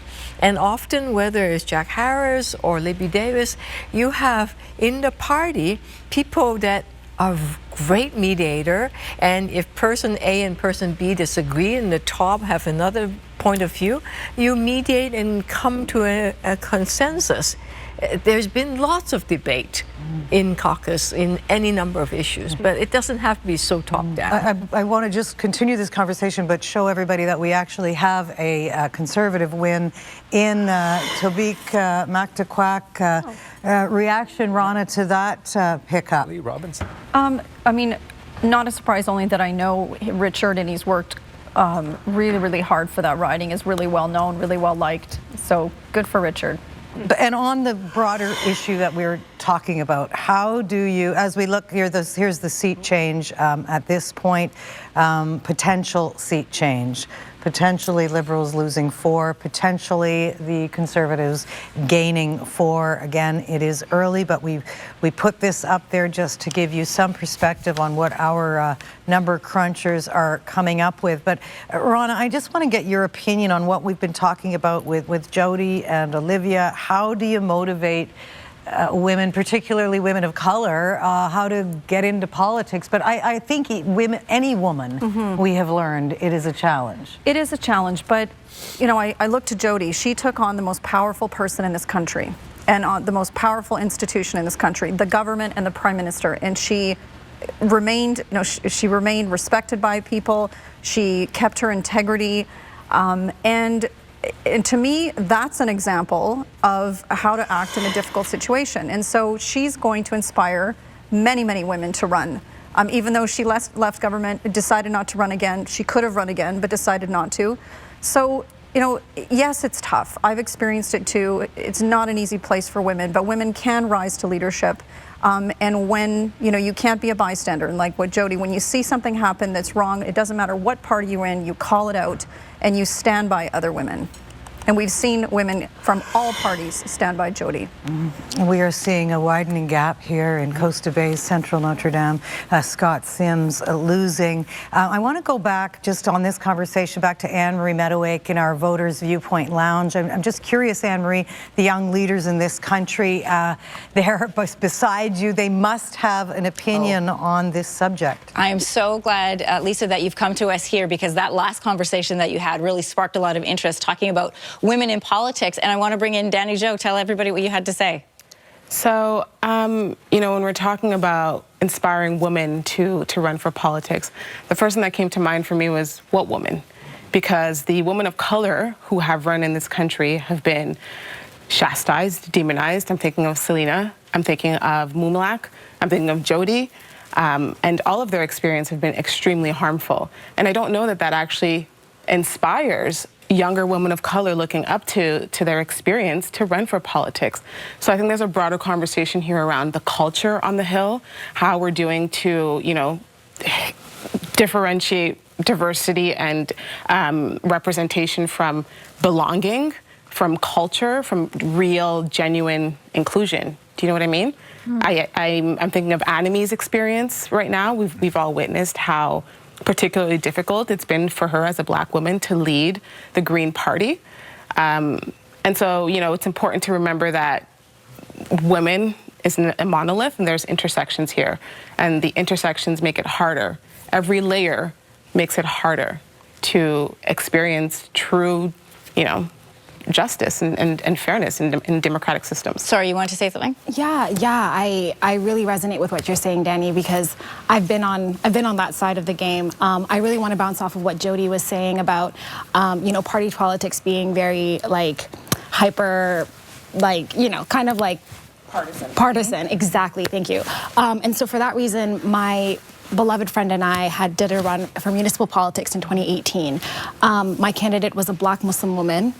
So there we go with all the intersections. And a lot of, you know, that last comment of, oh, women can rise. Well, we were told that, you know, now's the time. Like, we need more women like you. And there was a lot of that kind of sentiment, mostly from white women who let us down. They encouraged us to run, and then when we actually ran and came up with instances of racism, bullying, discrimination, Islamophobia that was affected by not just my team but my volunteers, they didn't step in. When we were bullied by other candidates, other women candidates, other white women candidates, they didn't step in. Not only that, but they don't even have the resources. They're not provided with the resources to cope.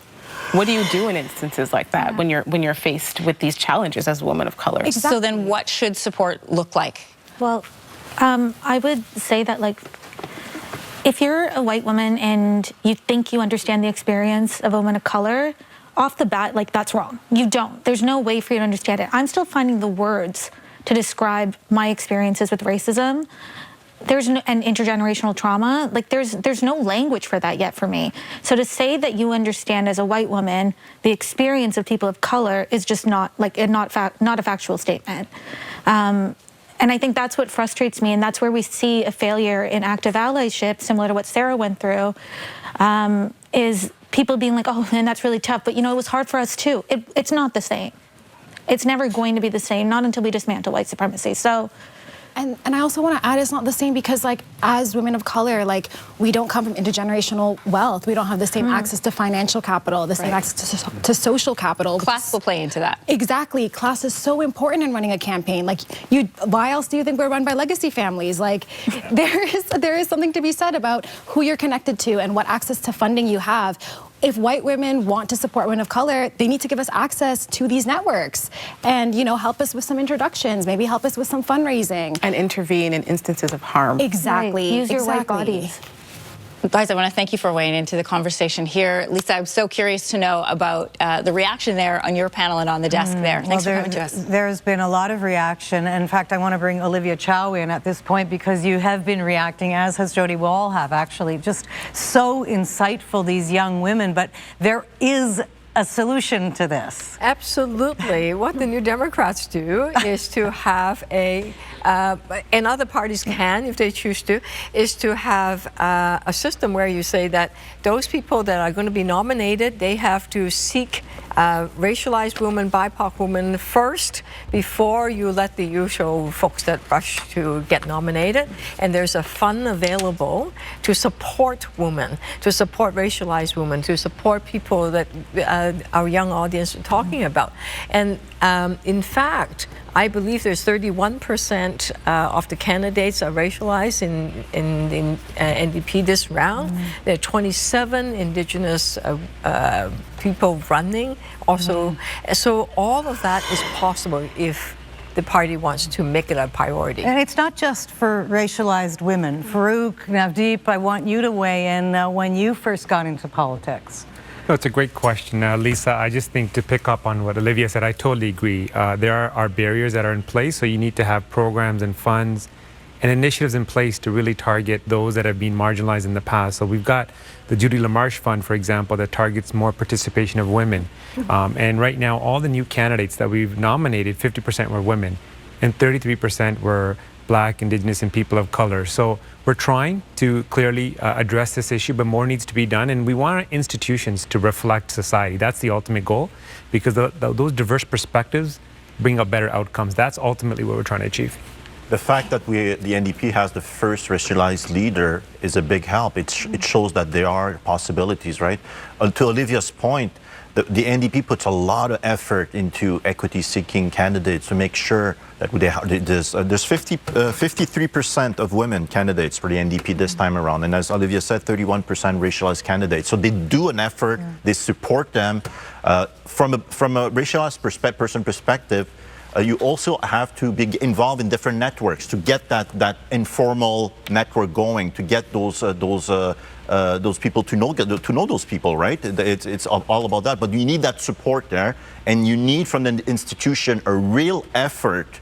It will be difficult, but a real effort to go there and get those candidates.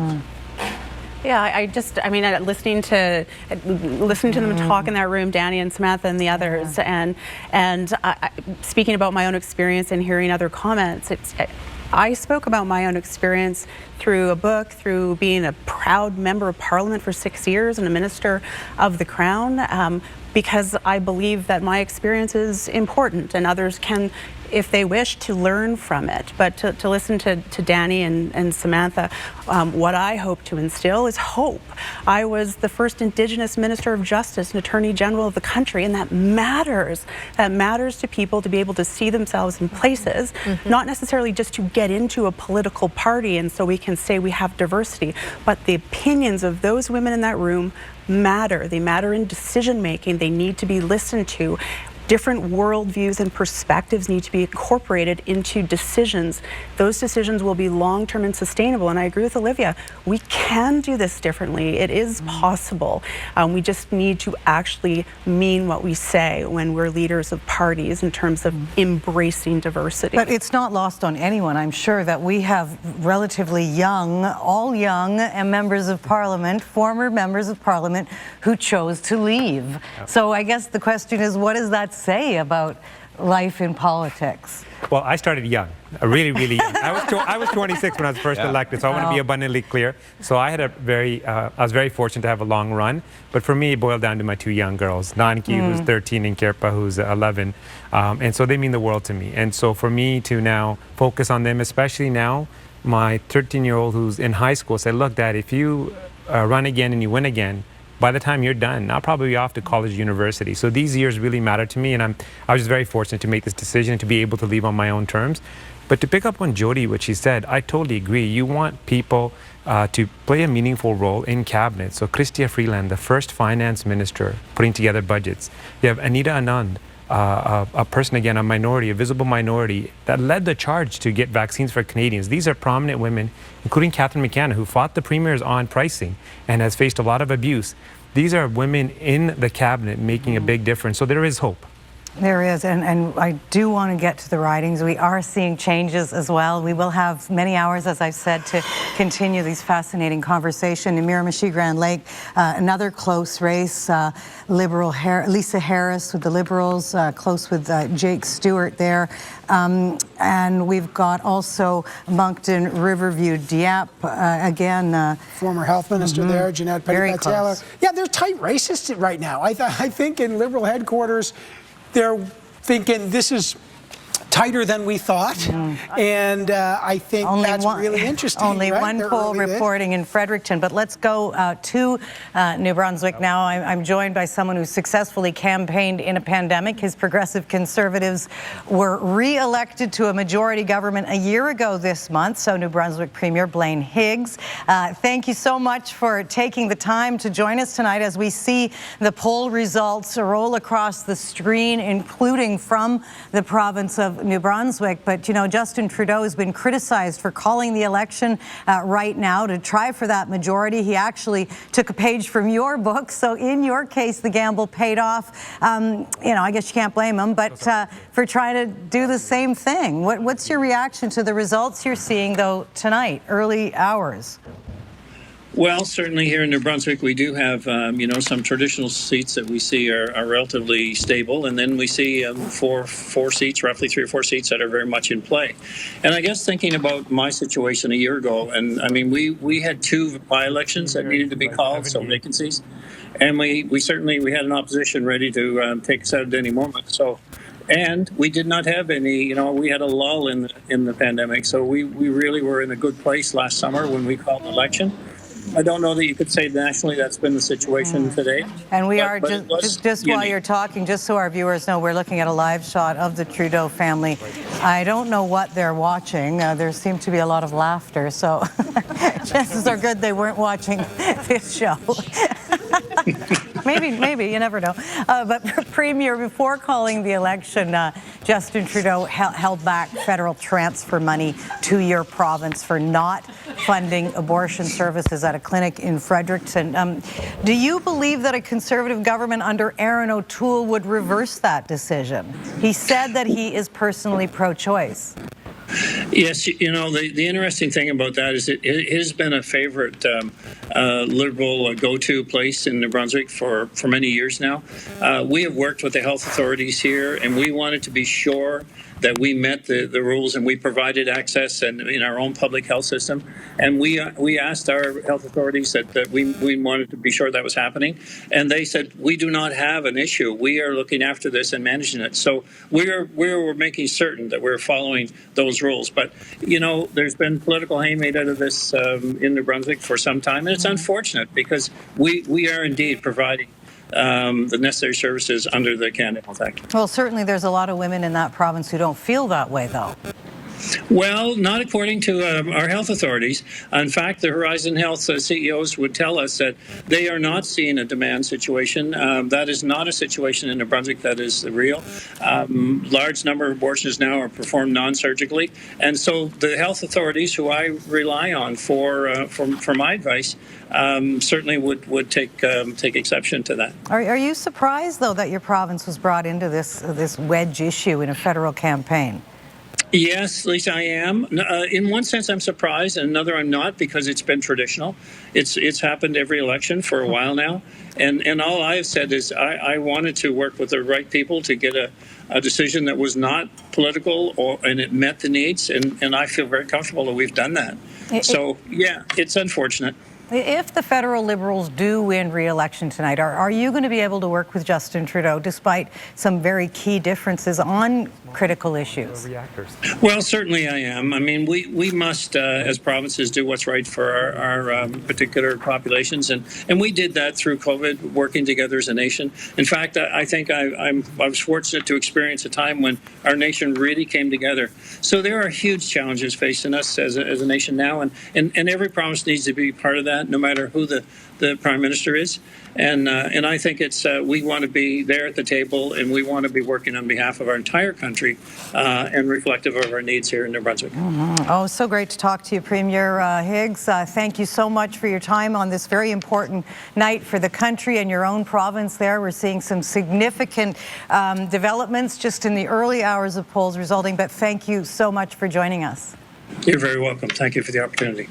It's interesting, Evan, I mean, just bringing up the impact of the abortion discussion in New Brunswick, how it did make its way to the federal campaign, and some of these wedge issues. Yeah, that's a really important issue, though. There is a clinic called Clinic 554 that New Brunswick was not providing funding for, according to Justin Trudeau's government, and they said this is according to the Health Act, and we are going to withhold about $140,000 worth of funding. And there's a larger issue here. It wasn't just the abortion issue, which is always a wedge issue, but an important issue. But that also played into something Justin Trudeau tried to make, which is we will protect the Canada Health. There's the Trudeau. Okay, what are they watching? We're going to start a poll right now. Scott Reed, your money. What are they watching? Paw Patrol movie, I'm pretty sure. Oh, they're watching the same thing. Okay, Jenny, go. Yeah, well, listen, the O'Toole's look happy, which they should if they're watching the election results come in from Nova Scotia. It looks like Chris D'Autremont in West Nova was re-elected, and that was one to kind of look at. I think he is waving at us. Are we? Some kind of weird. The Green Party got 13% of the vote there, so that was a riding that was very curious to watch and see how that would affect the Green. It seems to have had zero effect on the results, but if you're looking, you've got Cumberland, Colchester, South Margaret, or South Shore, St. Margaret's, and then you've got Sydney, Victoria, where they have Eddie Orrell, a very popular former MLA. Yeah, that was the rematch, wasn't it? It was an absolute rematch. So it's still tight. It is still tight, but I can see why the Conservative campaign would be happy as the results continue to come in Nova Scotia, which isn't surprising. There was a lot of very good organizers that Aaron has around him from Nova Scotia. The executive director of the party, the campaign director, the president of the party, they are all Nova Scotia based. I think Team Eddie said he knocked on 20,000 doors. I don't know if that's even possible, but he says... know what? I was talking to Liberal headquarters earlier in the day, and they were really diminishing expectations for the Atlantic, and I thought they were pulling my chain. I thought they were I thought it was spin, but it does not look like spin. And so one of the questions is, if the Liberal vote's underperforming slightly in Atlantic, and a lot of the races are close, so we could see these seat totals change, but if that is the case, what does it mean, if anything, in other regions of the country? Will we see a bunch of, regional campaigns that vary, or does that have some sort of indication for a national trend? And that would be worrying for the Liberals if that were the case. It certainly would be. I mean, so far I haven't seen Scott Sims' riding numbers come up in the last little bit, but I'm watching. He's still behind. But Lisa, one thing, Evan, I'd like to point out is if you look at the three the three best Conservative seats we have in New Brunswick are Fundy Royal, Tobique Mactaquac. We talked about Richard Bragdon, and New Brunswick Southwest, John Williamson. If you look, the PPC the last time I checked, we're anywhere between 7% and 11% of the vote in those ridings. That is hugely significant. Yep. One thing, no matter what riding you're in this country, we knew it before the election call, we know it now, is, affordable housing, young people being able to buy their first home. It's been a key issue throughout the campaign, and inevitably casting doubt on the promises made by Justin Trudeau's rivals. So Amanda, I know you've been comparing spending pledges. So give us your thoughts, what you've learned on are these numbers based in reality? It's worth looking at a breakdown of the parties, because for all that we can say this election wasn't about anything particularly galvanizing, there are big spending plans. So let's start with the Liberals. $78 billion in new spending, remember, on top of a lot of pandemic spending, that some of which will become permanent. $30 billion of that is for the centerpieces, which is their child care plan, 26 on health care beyond pandemic spending, and more than 14 on home affordability, which does play well with a lot of voters. Whether they're doing it in good ways, economists will debate. They do not like all of the plans the Liberals offer. Interestingly, the Conservative Party really shifted to a focus on labor and job creation in their $50+ billion in spending. If you take a look at how they're spending it, $24 billion doubles that workers' benefit, $13 billion encourages investments in various ways in businesses, and $7.6 to rehire fast is that job surge plan. Meanwhile, the big spenders, of course, is the new Democratic Party, but there's some big items that could make a big difference, including that $68 billion, which includes the healthcare spending, a pharmacare plan, which of course would go a long way to helping a lot of Canadians, $30 billion on reconciliation efforts with Indigenous people, and then $26 billion on climate change, including transitioning workers in the energy sector.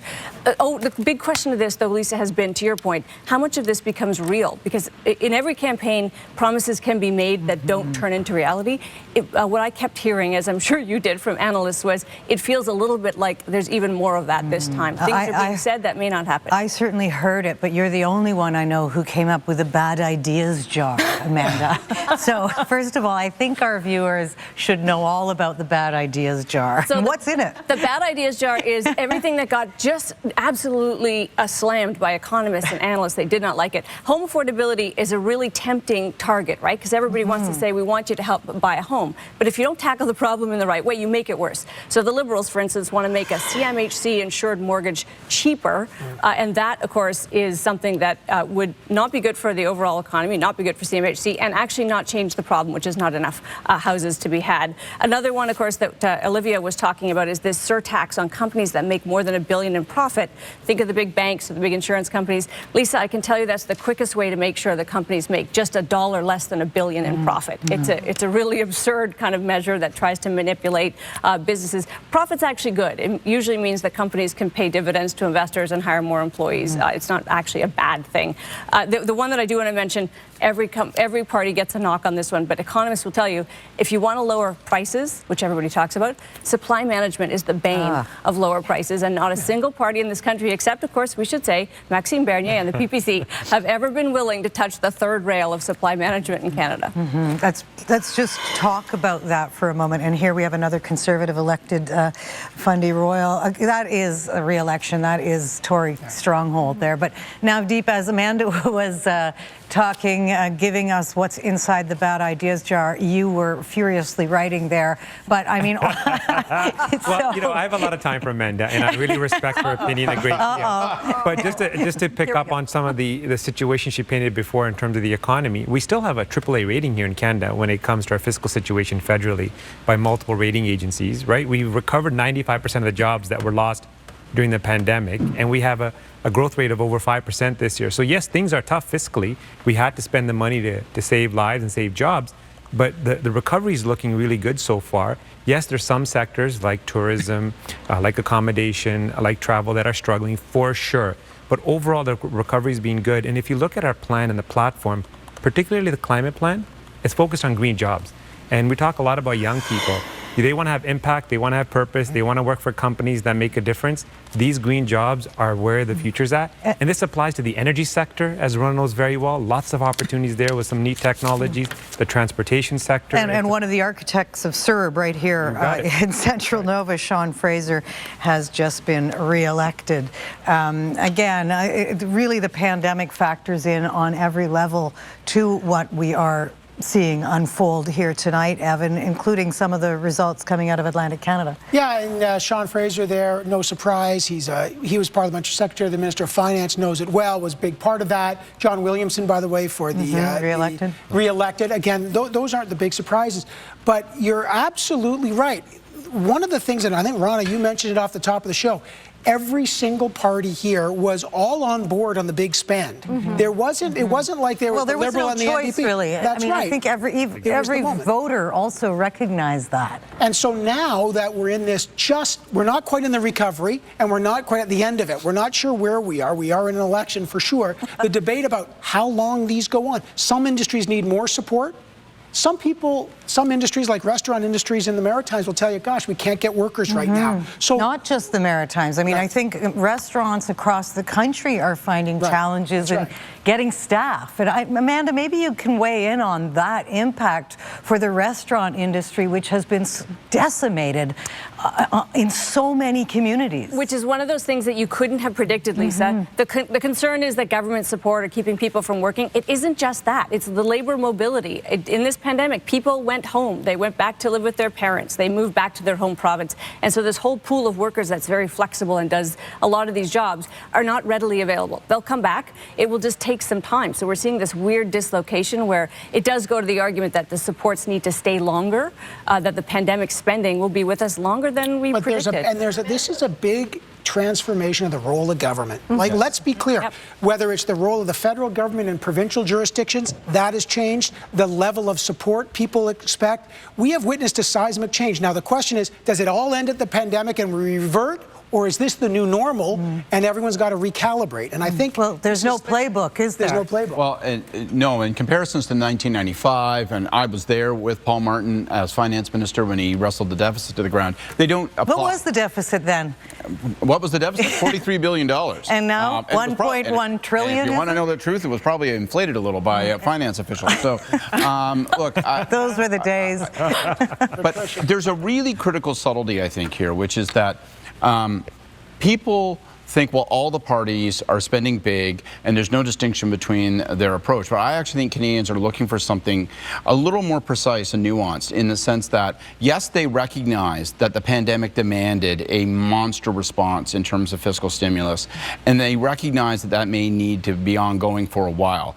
But I think what they're looking for from political leaders is some indication that that was an aberration, not the new normal. You used the phrase new normal, and I think it's really important. I'm not certain that when this campaign was concentrated on economic issues, on affordability issues, like it was in the first 10 days, that the Prime Minister provided enough of an indication that I did this, but it was temporary, and we'll get us out of this. But when we get out of this, that's not how it's going to be forever. And I think that caused a little bit of anxiety with some voters and gave some room for the Conservatives and Aaron O'Toole. They just failed to capitalize on it because they couldn't keep the subject on that matter. I want to go back to what Amanda said. A lot of the kids went back to stay with, well, kids, 40-year-old. Young people. Young people went back to stay with their parents because they can't afford the rent, which is what the original question that you had, Lisa, about housing. The difference between the Liberal Conservative housing plan versus the NDP plan is really clear, is that the NDP is the only party that said that we would build 500,000 units of affordable housing that's rent geared to income, i.e. a third of your rent, of your income would go and pay rent. Right now, what's being built by the Liberal government had been not that affordable. $2,000 a month is not affordable. Giving money to private developers to build affordable rental, you've seen a breakdown that it's not really affordable. So that's the difference.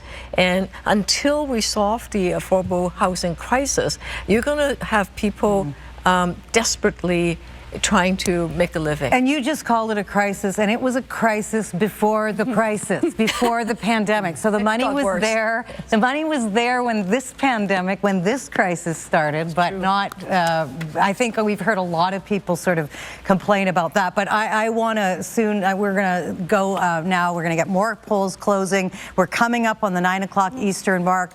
So in about 40 minutes from Quebec to Alberta, trust me, this will be like a tidal wave of vote results and polls closing. So a look back now at how we got to this point in the campaign and what the polling has revealed. We're going to go back to Omar Sachedina for that. Omar. A very, very quick history lesson, and who better to guide us through it than Professor Nanos. Can I call you that? For tonight, I will. Sure. Let's go through those horse race numbers, going back to when Justin Trudeau was elected, the last election, which really just seems like yesterday. So October 21st, 2019, here is where he starts. Let's fast forward a little bit and take us to the next series of data points that we have, and this was a significant marker in this time period, right? Absolutely. Actually, this whole trend line has been a roller coaster ride in terms of public opinion. But you know, the seminal point is the pandemic and the impact. And you can see at the beginning of the pandemic, basically a statistical tie between the Liberals and the Conservatives. And so at this point, the WHO director, World Health Organization director, has declared that there is in fact a pandemic. Fast forward to the WE scandal, which sucked a lot of oxygen in Ottawa and nationwide surrounding this. So going into the WE scandal, the Liberals have an advantage, a lot of it having to do with them being very proactive, stimulus spending, investing in vaccinations and kind of moving that stuff forward, having a clear advantage, and then the WE scandal happens. And the Conservatives are really able to seize on this, right? And this helped them with their support. And we're seeing that gap that you just talked about, Nick, narrow considerably, where you see the two parties neck and neck, essentially. Absolutely. No advantage at all for the Liberals. A lot of the goodwill that they had built up during the beginning of the pandemic out the door, and Aaron O'Toole in as Conservative leader. December 2020, of course, this is when Pfizer is the first vaccine in Canada to be approved. And then what happens? Everybody's wondering, when do we get these vaccines? Absolutely. It's Christmas time, and people are optimistic that perhaps we'll be turning the corner on the pandemic because vaccinations, I guess we're going to say, in the mail, so to speak, according to the Liberals. And they were waiting and they were waiting, and then finally they did arrive. There was a bit of a surge, and obviously Justin Trudeau in this shot particularly is looking quite happy, even under that mask. And so for the Liberals they're thinking at this point, okay, it might not be a bad idea to trigger the election and get those war rooms ready for an August 15th call. Absolutely, Omar. Check out the trend line and the massive advantage that the Liberals have before the election. But on election day, not so much. A fundamental political reset where the Liberals don't have an advantage, and people are now starting to check out every single federal party and party leader. And of course, this call happening against the backdrop of the unfolding crisis in Afghanistan. This is, of course, a few days later, August 19th, 4 days after, is when Aaron O'Toole drops his platform. A lot of conversation in the aftermath about costing. And then we get these GDP numbers, which, again, is another issue that the Conservatives seized on because, you know, Justin Trudeau's pitch to voters and to Canadians, really, had been that, look, we're spending all the stimulus money. Why? In order to increase and grow the economy. But the GDP numbers showed that there was a hiccup, and also OECD numbers at the same time that showed that Canada was the only G7 country that actually showed a deceleration in the second quarter. So not good news for Justin Trudeau here. Oh, absolutely. And think of it this way. If you're an incumbent government, you want GDP to grow and go up and to potentially take credit for it. Not so much. We had a contraction actually announced during the course of the campaign. And as a result, you can see it kind of pulls the race together in terms of it being tight. Let's fast forward. Let's move to the debates, which are obviously a huge opportunity for the leaders to speak to millions of viewers and make their pitches there. What did we see there, Nick? Well, you can see, leading up to the debates, actually the Conservatives doing well. This is where Aaron O'Toole's performance, focus on pro-choice, his kind of more progressive agenda, giving him a little bit of advantage, but things tightening up, entering the first debate. Entering the first debate, and then the English debate and the conversation around Bill 21. Slam. This is where the Conservative campaign slams into kind of one of the first big issues, and that has to do with Bill C-21 and also the firearms registry. And all of those things kind of roll up, and you can see the race starts to break out a little bit coming out of the Bill 21. And with the block numbers going up. And finally, in the dying days of this campaign, this was significant too. The Kenny effect, we'll call it. Oh, absolutely. And you know, the thing is that for Aaron O'Toole and the Conservatives, they're on the receiving end. There couldn't be worse timing for the Conservatives for something like this to be put on, because what it did was it distracted Aaron O'Toole and the Conservatives from focusing on their message, and they were playing defense in the last hours of the campaign. And so not only are we watching this election, we're also watching Jason Kenney's future in the province of Alberta, which, as we mentioned, is at the epicenter of this COVID crisis. Nick, thanks so much. Let's bring in Rupen Sioni now from Environics Analytics to walk us through a little bit about, you know, the story that we've been seeing with the PPC. They've been enjoying a little bit of a momentum nationwide, and the concern for the Conservatives is to see how much of a spoiler they could play in some of those tight ridings. And we're seeing that sort of play out in this riding of Long Range Mountain in Newfoundland. Let's hone in on that and zero in on that to see exactly what those numbers are looking at right now and who the voters are. We'll get to the numbers in just a second. So who are these voters in this riding of Long Range Mountains? So, Omar, I mean, one of the things that's been interesting to see is where the PPC could potentially play spoiler. And so we've done some analysis of ridings, and a lot of them are in Atlantic Canada. So this isn't a big surprise, in fact. Where we're at right now is that the PPC plus the Conservative vote could have put the Conservatives over the top in the early results, but the Liberals are ahead at the moment. And we see that now just in the numbers beside you. If you added the Conservative column and the, or row, I should say, and the PPC row, it would sort of throw those two numbers up over the Liberal support right now. And who are these voters? What are the values that are important to them? Yeah, so when we crunch the numbers on what the values of these voters are, one of the things that we see is our segment called Older Rustic, which we talked about a little bit earlier, is a sort of a conservative voter typically, and the PPC has done quite well with them. And if you look at the last election results, they had their best results with this particular segment. A second segment called Suburban Nesters is smaller, but they tend to be more liberal. So that's where you're seeing that tension in the riding in terms of who's gonna prevail here. With these voters in this particular riding, when we look at their values, there's weaker scores on something called active government, which is a social value that talks to whether the government should get involved in the economy and provide more services. If we actually look at how things have fared with COVID-19, we would project into this riding higher refusal rates for taking a vaccine with the kinds of voters that are here, as well as what we call a high frailty index. So older people, more disabilities, and more comorbidities of COVID. So, and when we see this number, Rupin, 127, you took a week before Labor Day in 2019, compared that to the week before Labor Day in 2021, and basically this is the return to normal, how quickly people are getting back outside, resuming their activities, and what this number tells us is that things are actually busier than they were pre-pandemic. Exactly. In this riding. This is literally the time people is spending away from their home postal codes. So people are actually spending more time away than they were 2 years ago. So things have returned to normal in terms of people are getting out there.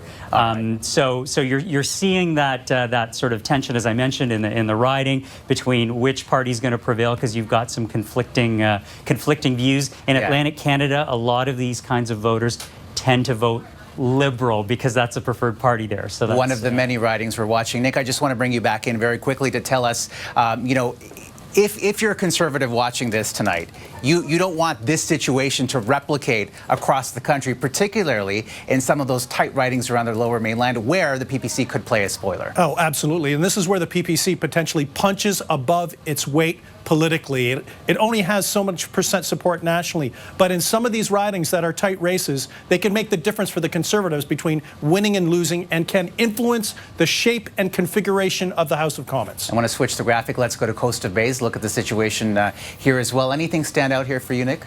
Well, what's interesting is that, for the Conservatives to be ahead in this riding, and, the rock is almost like a rock for the Liberals, so to speak. It's good news for the Conservatives in terms of that potential pickup, and, bad news for the Liberals. Let's go to New Brunswick very quickly and get your take on what's happening in this part of the country as well as that board comes up. And as it does, just tell me a little bit about your analysis of Atlantic Canada generally and how things are going. Well, what's interesting, especially in New Brunswick, is that, the Conservatives are doing much better than anticipated.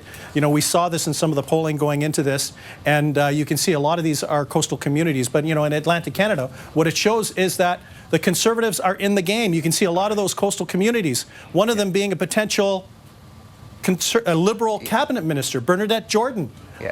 Basically, her job being on the line in South Shore St. Margaret's. It's be interesting to see. Very intriguing developments. Nick, thanks so much. Lisa, back to you. Oh, that is fascinating, Omar. Thank you so much. I feel like we've just had a brilliant history lesson. Now, there's much more to come. 30 minutes from now, polls will close in Ontario, Quebec, and the Prairies, and we'll know if the trends we're seeing in Atlantic Canada will carry on through the night and right into the west. That skyline of Vancouver is always breathtaking. Still a lot of daylight left there and about 90 minutes to vote in BC. You're watching CTV Election 2021. Canadians need to choose how we finish the fight against COVID-19. Canada's economy is getting worse, not better. We need to get people back to work. We are investing the most in healthcare. The world is counting on Canada to do its part to tackle the climate emergency. As a nation, we should not be submitted to laws which go against what we are. Everybody must have the right to decide if they want to have the vaccine or not. COVID-19 is my most important issue right now. We're looking to the next Prime Minister to lead us. We've got to turn the focus, I believe, to creating jobs, creating wealth. This is probably one of the most important elections ever. For me, the most important issue is childcare. Voting for a party that protects the environment at all costs is extremely important. The housing crisis is the most important issue to me because I can see it with my eyes. Foreign policy is very important, you know, we are human beings. I really hope they listen to the voices of the people. This election is going to determine the path for the future of Canada.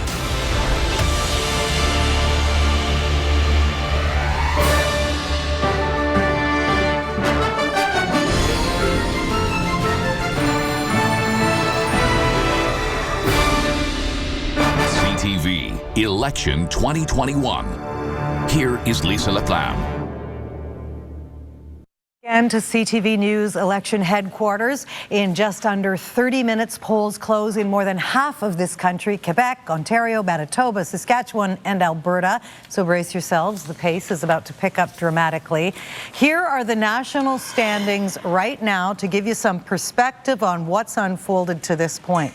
Yeah, Justin Trudeau is not getting the Atlantic momentum he wanted. Aaron O'Toole is. It's still very early. We got to see, as you say, the tidal wave when it comes in Ontario. But 23 for Justin Trudeau, leading or elected, 9 for Aaron O'Toole. But Lisa, the big news here is, as the potential seat change, they're down 5.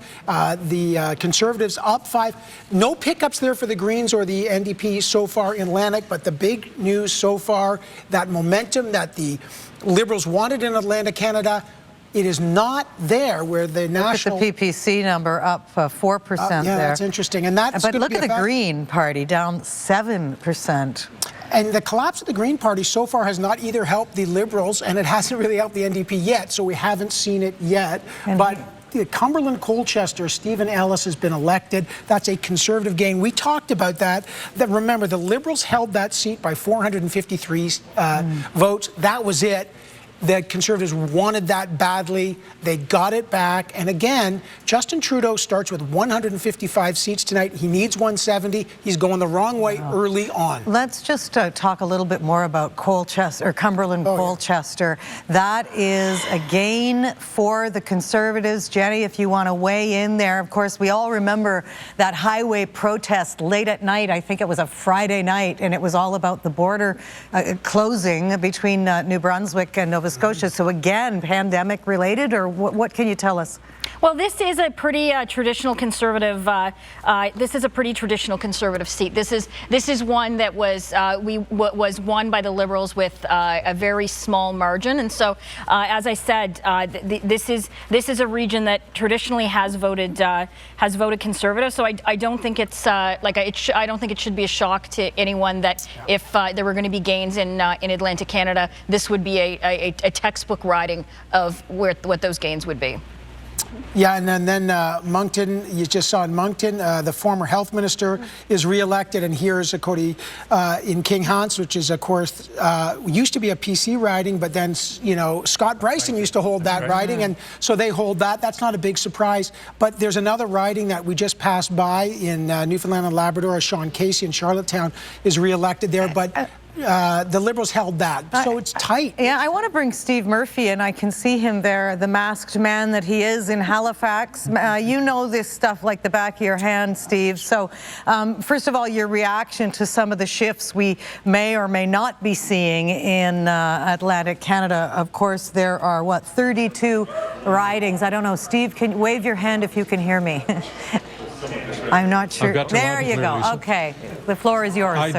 do. I think the Conservatives are winning a few of the seats they thought they'd win. They were very optimistic about Cumberland, Colchester. The big surprise on the map in Nova Scotia is the defeat of a Trudeau cabinet minister, or the apparent defeat of Bernadette Jordan, the Minister of Fisheries and Oceans on South Shore of St. Margaret's. Lawrence Macaulay re-elected from the Trudeau cabinet on the island. Dominic LeBlanc re-elected. Ms. Jordan in a battle, and she has been in the crosshairs of a lot of criticism for her handling of the Indigenous fishery, the issue that's been playing out over on the Bay of Fundy side. You know, her riding is a very heavily dependent riding on the fishery, and many people have been critical of her handling of that file. So she is trailing there. The other one that's of great interest is what's going on in Fredericton, where it's back and forth between Jenica Atwin and Andrea Johnson, the Conservative. This is a rematch from that riding. Last time around, Johnson didn't win the riding, but still had 31.5% of the vote. She is leading now, but it's back and forth all evening. So again, the Liberals are down in Atlantic Canada at the moment by 4 or 5 seats. The Conservatives up by 4 or 5 seats. This is what the Conservatives were hoping for, probably not what the Liberals were hoping for. And you are at Andy Fillmore's riding, I understand, in Halifax. What's the perspective there? That's right. The challenge. I mean, will the NDP, that was a NDP well, I'll tell stronghold, you what we're not seeing. Yeah. Well, it was for many, many years with first Alexa McDonough, who is the modern mother of the NDP movement here in the Atlantic provinces. And then with Megan Leslie. Mr. Fillmore wrested the seat from the NDP in 2015. The NDP had great hopes for this seat. All the numbers we've seen so far show Mr. Fillmore is still leading with a comfortable margin, but again, the numbers seem a little bit slow to come. Too early to make a final prediction there, but certainly everybody here is cheering every time CTV projects, another Liberal win in Atlantic Canada. We've got 23 leading and elected, so there's lots of happiness in the room. There'll be a little more happiness if their man is able to stave off what I think the NDP really believed could be a serious challenge in Halifax. Again, it's not over yet. Let me mention one other thing quickly, Lisa. If you look at some of the other ridings around Nova Scotia, you'll see that New Democrats have done quite well in second-place finishes. That riding in Dartmouth is interesting because there was no Conservative candidate there. He had to duck away because of some problems that came up during the campaign. We were wondering how strong the People's Party would be in Dartmouth, but the numbers, again, are not huge.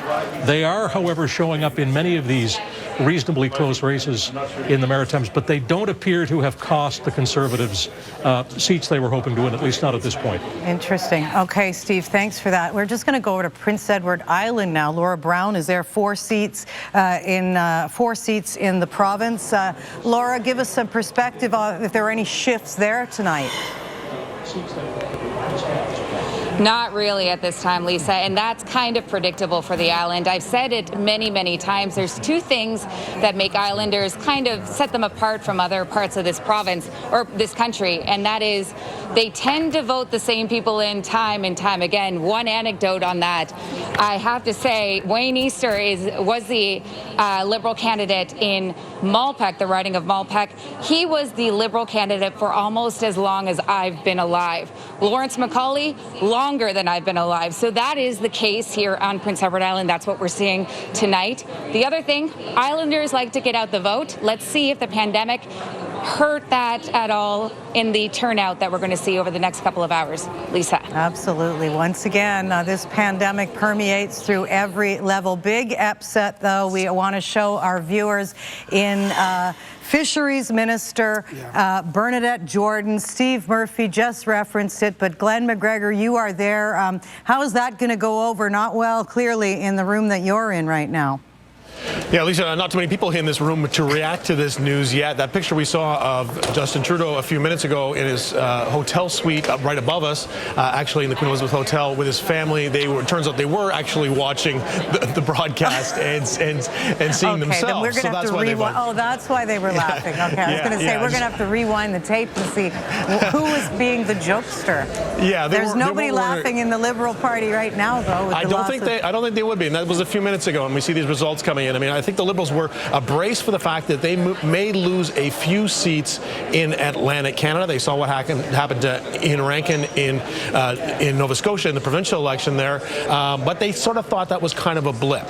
But I think when you see that Bernadette Jordan has fallen well behind, Cumberland Colchester, maybe not a huge surprise. If anyone was going to go, it could have been that. Also point out that there's another Liberal cabinet minister who was, last I checked, was trailing. Very small number of polls reporting, but Diane Leboutier, who is the revenue minister, she's from Gaspésie, Les Îles de Madeleine, which is kind of an anomaly because it's a Quebec riding, but it reports earlier or at the same time as the Atlantic Canada one. So potentially losing, even before we start counting ballots in Quebec and Ontario, or at least getting the reports in, they could be down 2 cabinet ministers just in that first round of reporting. Wow. That's not good news for them, and I think they will be a little bit of sweaty palms on the Liberal campaign tonight. Okay, and I want to actually go back to Cumberland Colchester right now. Because Heidi Petrachuk is there. She's been watching the returns all night long. And Heidi, what is the reaction where you are with Stephen Ellis now again for the Conservative Party in that riding? It is indeed a gain, Lisa. And before just a few minutes ago, I couldn't hear myself talk because Dr. Stephen Ellis arrived here at his volunteer appreciation event, and it was very loud and very celebratory. And yes, Dr. Stephen Ellis is here, having won the Conservative seat back for Cumberland Colchester. Dr. Ellis, congratulations. Thanks very much, Heidi, and thanks for being here. A big win for Cumberland Colchester's Conservatives, yeah! What is it like winning this seat back for the Conservatives after being under Liberals for a period? You know what? We knew it was going to be a hard-fought battle. We have an excellent team of volunteers, and that's what we really wanted from the very beginning, is to celebrate this as a group, and for everybody here who gave us their unbelievable attention throughout the last 6 weeks. Thank you, and to the voters as well. What do you feel was the key issue when you were knocking on the doors? Was it health care? This was a very key issue for the provincial election. Did you feel the same for the federal? Yeah, I mean, we knocked a lot of doors, and it came true that was the same issue. People are tired of not having a family physician, and we know that primary care backs up our emergency rooms and backs up our ambulance service as well. And we know that that is an essential service for people here in Cumberland, Colchester, and people in rural Canada.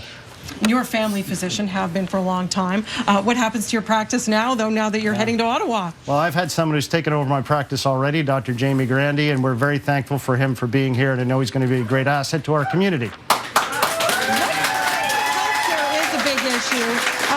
What about some of the other issues that, the Conservative Party has brought forward, things like gun control? They are things that make some people very nervous. What can you tell Nova Scotians and the rest of the country right now? I think the big thing is right now we want to celebrate this victory, and then we're going to roll up our sleeves and get to work at governing the country. So we're looking forward to that in the future. Absolutely. Dr. Ellis, thank you very much. Thanks, Dr. Stephen Ellis.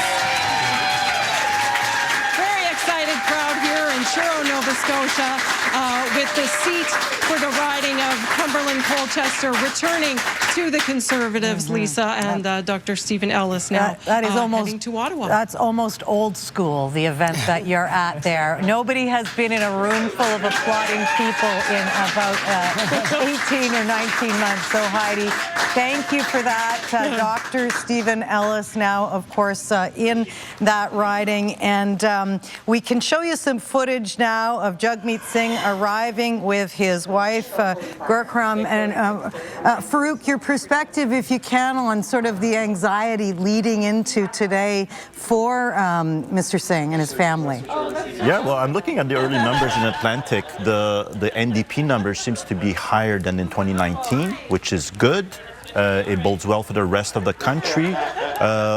The War Room told me in Atlantic Canada there was there was the seat in St. John East, but since Mr. Harris was not running again, it was not a sure thing, so it was mostly a building block. But the fact that their percentage are increasing across, especially in Nova Scotia, There's Halifax to look at still. It's pretty close. And St. John East, there's 6,000 mail-in ballots, so it might not be resolved tonight.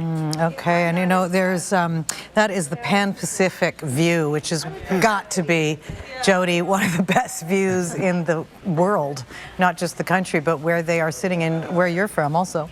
Yeah, it's kind of making me homesick, and What, is that a shot against Toronto's skyline? No, but I know how the candidates are feeling as watching the results come in from the east, and all of the nerves that they have, and seeing things maybe not coming out the way that they expected. I think it's pretty significant that Bernadette Jordan has been defeated, certainly around the fisheries issue on all sides, not making individuals happy, but it's could potentially be a trend in some way. Well, we'll see. Okay, Annie Bergeron, Oliver, you have been with, what is it, 270 days you've been with the NDP now, Annie? Or Pretty close. Almost this entire campaign I've been with them.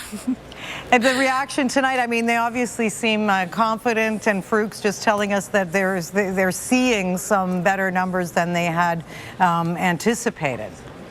Well, it's interesting, Lisa. So, you know, over this 36-day campaign, the party has done 51 different ridings, and some they've done a number of times. So Halifax Centre is one of the ridings that they did twice. Also St. John's they did, and we're hoping to hold it. But one of the party insiders actually told me as these results were coming in Atlantic Canada that they didn't expect to hold that seat of St. John's East. So it doesn't seem like a major surprise to the party that maybe they're not doing quite as well in that riding as they had hoped. But, you know, they're still confident that they are going to pick up seats. And I think the big test for them is going to come in Ontario specifically. They have 6 seats, and they have been very much campaigning hard in a number of these ridings. Some they want to pick up have former MPs. Malcolm Allen, for example, in Hamilton Mountain, they've made multiple stops there, hoping they can pick that seat up. Tracy Ramsey in Essex, another seat. They've been to Essex and the Windsor area twice.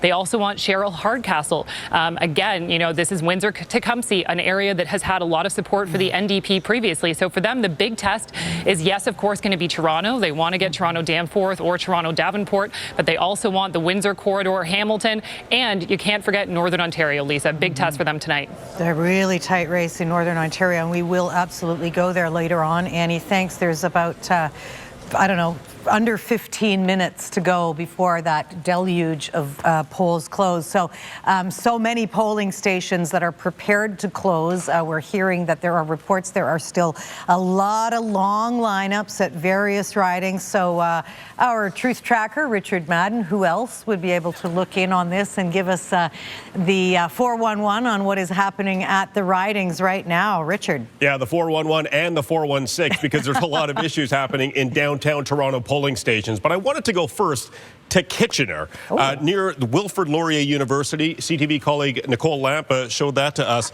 You can see some video here of a super long lineup here. And of course, that's where a lot of students are going to be voting. Many for the very first time. There's a lot of confusion and concern that they won't be able to cast a ballot before polls close at 9:30. Let's move on to some other images here. In downtown Toronto, a polling station, we're seeing reports of such long lineups. The line here you can see stretching for several blocks, not just in this polling station, but the other one in King Vaughan.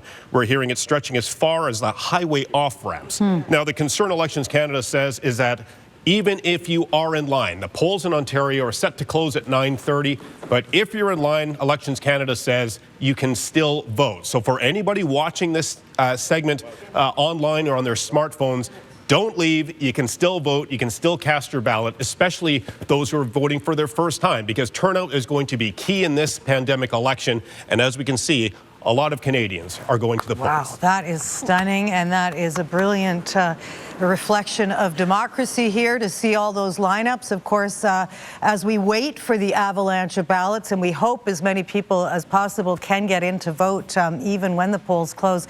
But a third Atlantic Premier, we are going to first talk to Omar Sachedina, who's going to give us some perspective on what some of those Ontario ridings are going to, what we should be expecting in the the next half hour. Omar. Yeah, a lot of seats up for grabs in Ontario, 121 seats up for grabs in Ontario, Lisa. So a lot of attention placed on that province, but particularly in the 416 and the 905. I want to bring in Nick Nanos from Nanos Research. And we saw that in the final 48 hours, how much attention was focused in this region of the country, where I think there is something like 54 seats in a very tight geographic area, right? So this is the picture at dissolution, August 15th. What are we seeing? Well, what we're seeing basically is a Liberal lock for especially Toronto, but also doing very well in the 905 GTA. But the thing is you can see the Conservatives on the periphery, right? In Durham and Oshawa and Northern Toronto. Wanting to chew in. Let's fast forward, look at the picture before the debate, and you can see some of these pockets that are a little bit more vulnerable. It's like ground warfare, Omar. You can see the Conservatives cite seats that are getting to be too close to call that are black north of Toronto, like Vaughan and Aurora and so forth. And check out Oakville over here. You know, Oakville, a key bellwether riding. The thing is that it's flipped back and forth, and this is at the same time that Aaron O'Toole was performing well. He was focused on progressive politics, and it looks like there's some voters in the GTA, especially the 905, that were like, hey, maybe we'll look at this person as a potential option. And for those Big Ten politics that Aaron O'Toole is going for. And then let's go after the debate, and we see what here? We're seeing that the Liberals are able to recapture some of their lost territory. Basically a bit of a swing back, you know, what I'll say, Bellwether, Oakville, back in the red column. But still, and this explains Justin Trudeau in Vaughan Aurora area, because those ridings are still too close to call, at least going into the closing of the campaign, a toss-up. Who knows what will happen this weekend and where they'll land, but that was one of the key battlegrounds that could switch. And so this is an area of the country that'll be a significant prize for the Conservatives if they're able to pick up. Lisa, back to you. Yeah, they call it the gateway to government. You know, I want to go right now to Milton, which is one of the ridings in that map you just looked at, and a very memorable race from the last election where Olympian Adam Van Couverden beat Cabinet Minister at the time, Lisa Raitt, and I want to go back to Austin Delaney. Austin, you were there then. Fewer than 2 years ago. You're back there tonight. What's the mood out on the street? Well, the mood is very good. I actually have the candidate with me, and you're right. What an upset last time around. You're still feeling good about that one? Not thinking about 2009 too much right now. Just thinking about the experience that we've had for the last 36 days here in Milton, and what's to come. Now, Adam, we talked earlier on, and you told me that you felt very confident here. In fact, so confident you've been in other ridings the entire campaign. Not the entire campaign. I knocked on doors every day here in Milton, but there was a few times where, you know, in the morning I would go somewhere else, or in the afternoon after knocking a bunch of doors here, I felt confident enough to visit a neighbor. And the reason was because in 2019 I had visits from all sorts of amazing MPs, including the Prime Minister. Justin Trudeau was here twice in the summer and the lead up to the election, and I felt like I had the opportunity and frankly the obligation in a team sport to make sure that I was out there with ridings that had a new candidate, in ones that are going to be close, in ones that could use a little bit of support on social media. And you know what? We had enough volunteers here that sometimes I could bring a carload, and we made a difference. Now, I can't leave you alone without talking about the Olympics, okay? How does it compare? I don't know if it compares. It's two totally different things. I will say that the Olympics this summer were incredible, and that women's soccer gold was like the highlight of my summer, at least from the Olympics. But we also had Laurence Vincent Lapointe and Katie Vincent winning medals in the C2, which is the first time ever. So I don't know if I can compare the Olympics to politics. All right, Adam, thank you very much. We'll learn in about, 5-10 minutes, the outcome of this race in Milton. Send it back inside. Okay, well, we're going to compare it because we always call election night the Super Bowl for any newsroom anywhere in the world. And we have absolutely stunning teammates here tonight. But as we wait for that avalanche of ballots, there they are. They all are dying to jump in, which they will. But first, I want to just take a few minutes, go back to Atlantic Canada, a third of the Atlantic Premier, our third of the evening. He was sworn in just 3 weeks ago. So newly elected Nova Scotia Premier Tim Houston joins me now. Premier, thank you so much for joining us tonight. Are you used to that title yet? Not really, to be honest, but it sounds nice when I hear it. So thanks for having me. I really appreciate it. Listen, you pulled off that major upset in a pandemic, no less. We remember that night so vividly. Polls didn't indicate a PC majority. So your win, though, actually gave the federal Conservatives a bit of a boost. Yet you ran on a red Tory platform. Was that intentional? Were you trying to distance yourself from the O'Toole campaign? Well, I'm a progressive conservative, and I try to stick true to my roots on that. But our campaign was very focused. We were very, very focused on healthcare, access to healthcare, access to addictions and mental health care. So, and we laid that platform out early on, fully costed platform. So I did see a few things that we did here show up in other campaigns across the province, nationally, which is a good thing. But for us, we were just very, very focused, and Nova Scotians got that sense of focus from us, and they put their trust. I feel the weight of it. The title sounds good, but I definitely feel the weight of it. Especially now, there's no doubt about it. But if your ballot question was healthcare, what do you think the federal ballot question was in Nova Scotia? As we're seeing some upsets there. Yeah, I mean, it's been one of those elections is kind of different things to different people, for sure. I mean, there's definitely a lot of issues here, but for Nova Scotians are focused on healthcare, and we've seen Dr. Stephen Ellis get elected here tonight. I'm happy about that. He brings a healthcare experience. I think that played into it, and some of the other members that were elected, I know they're focused on healthcare as well. So for us, I mean, we need a partner in Ottawa. That's been my message all along. Whoever ends up in Ottawa tonight, we need a partner here in Nova Scotia. We need support from the federal government, and we'll earn it. I mean, we'll go to them with our case, and we'll make our case for them. But we just want to make sure that there's a partner in Ottawa that understands how important healthcare is in fixing healthcare. Well, who's a better partner then, in your opinion, Justin Trudeau or Erin O'Toole? Well, the best partner be whoever the people decide, because I'm going to have to work with whoever it is. But certainly, I looked very closely at the platforms and what the platforms meant to transfer payments to the provinces and the ability for the provinces to manage their healthcare systems. We know what's best in the provinces. So I'm anxious to see what happens tonight. But whoever it is there. I will be coming to Ottawa to see you on behalf. Well, given your support for the federal child care plan, the Liberal plan, was it a mistake, in your opinion, for Erin O'Toole to rip that agreement?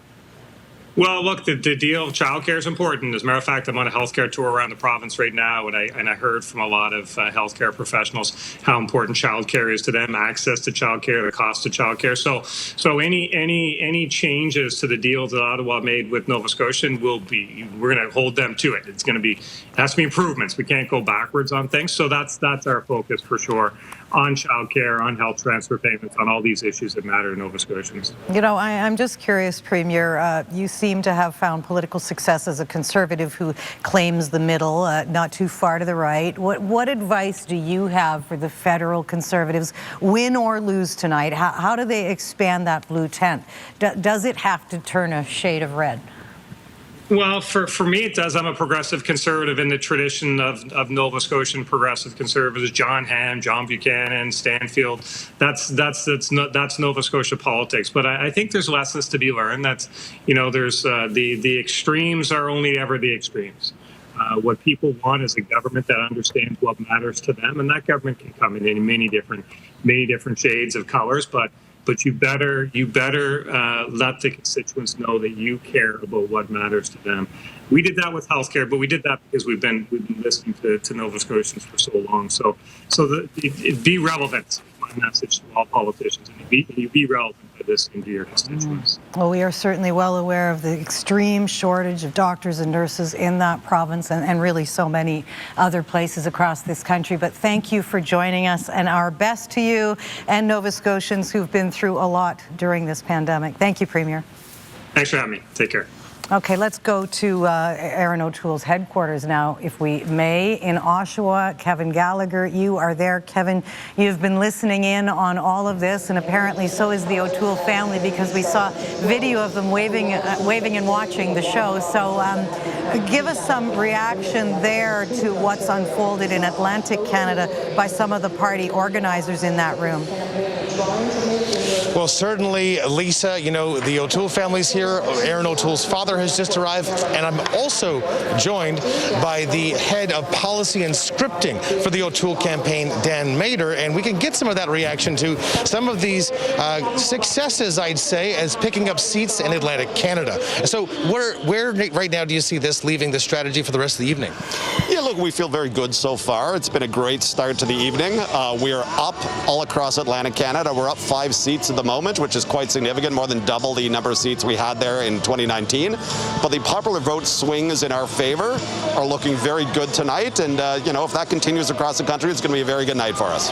We just had the Premier of Nova Scotia, Tim Houston, on saying that he will hold the next Prime Minister, leader of the federal government, to account when it comes to the Trudeau daycare contracts. Right now, where will that stand? Of course, your party does not want to keep those contracts. Will you keep them? Yeah, look, we have our own plan for childcare, which we think is going to help the, you know, the lowest income families the most, and really provide help for all families.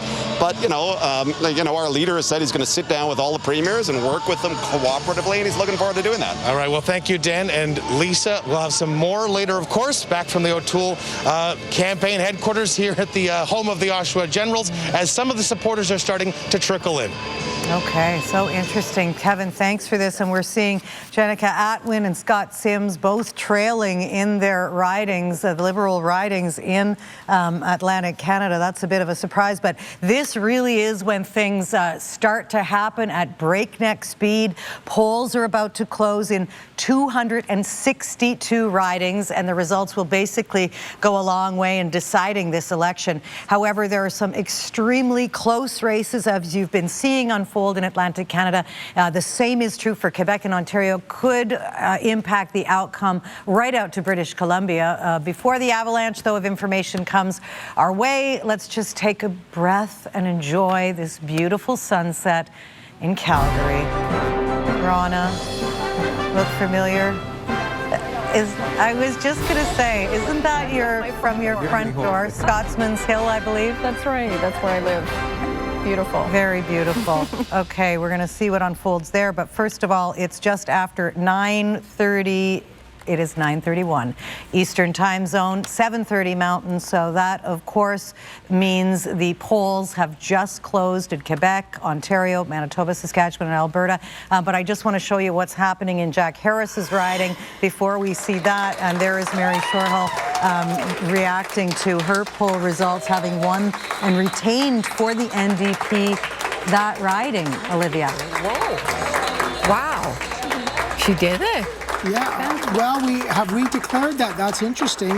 Oh, it has not. Actually, it has not. This is. She's arriving. She is arriving. I think it's a tight race. I think it's a tight race here. I think we got. That is a tight race. Yeah, it's a super tight race back and forth there, and I actually think she's slightly trailing just a bit, but it's super tight. At least what we're going to see here is not only super tight races. I don't know if she's going to speak yet. I think she is. Let's listen in. Whoa. I think it's over. There's a lot of mail-in ballots. The longest night of my entire life. It's not over yet because we still have a whole lot of votes to count.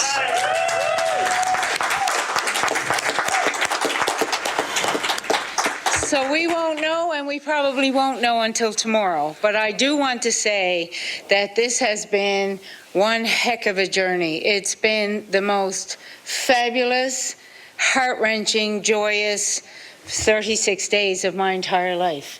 And I couldn't have done any of it without the support of the people who are here this evening, my family, my partner Jim, the hundreds of volunteers and friends and messages and all the exciting things that happened and all the sad stories that happened during the campaign.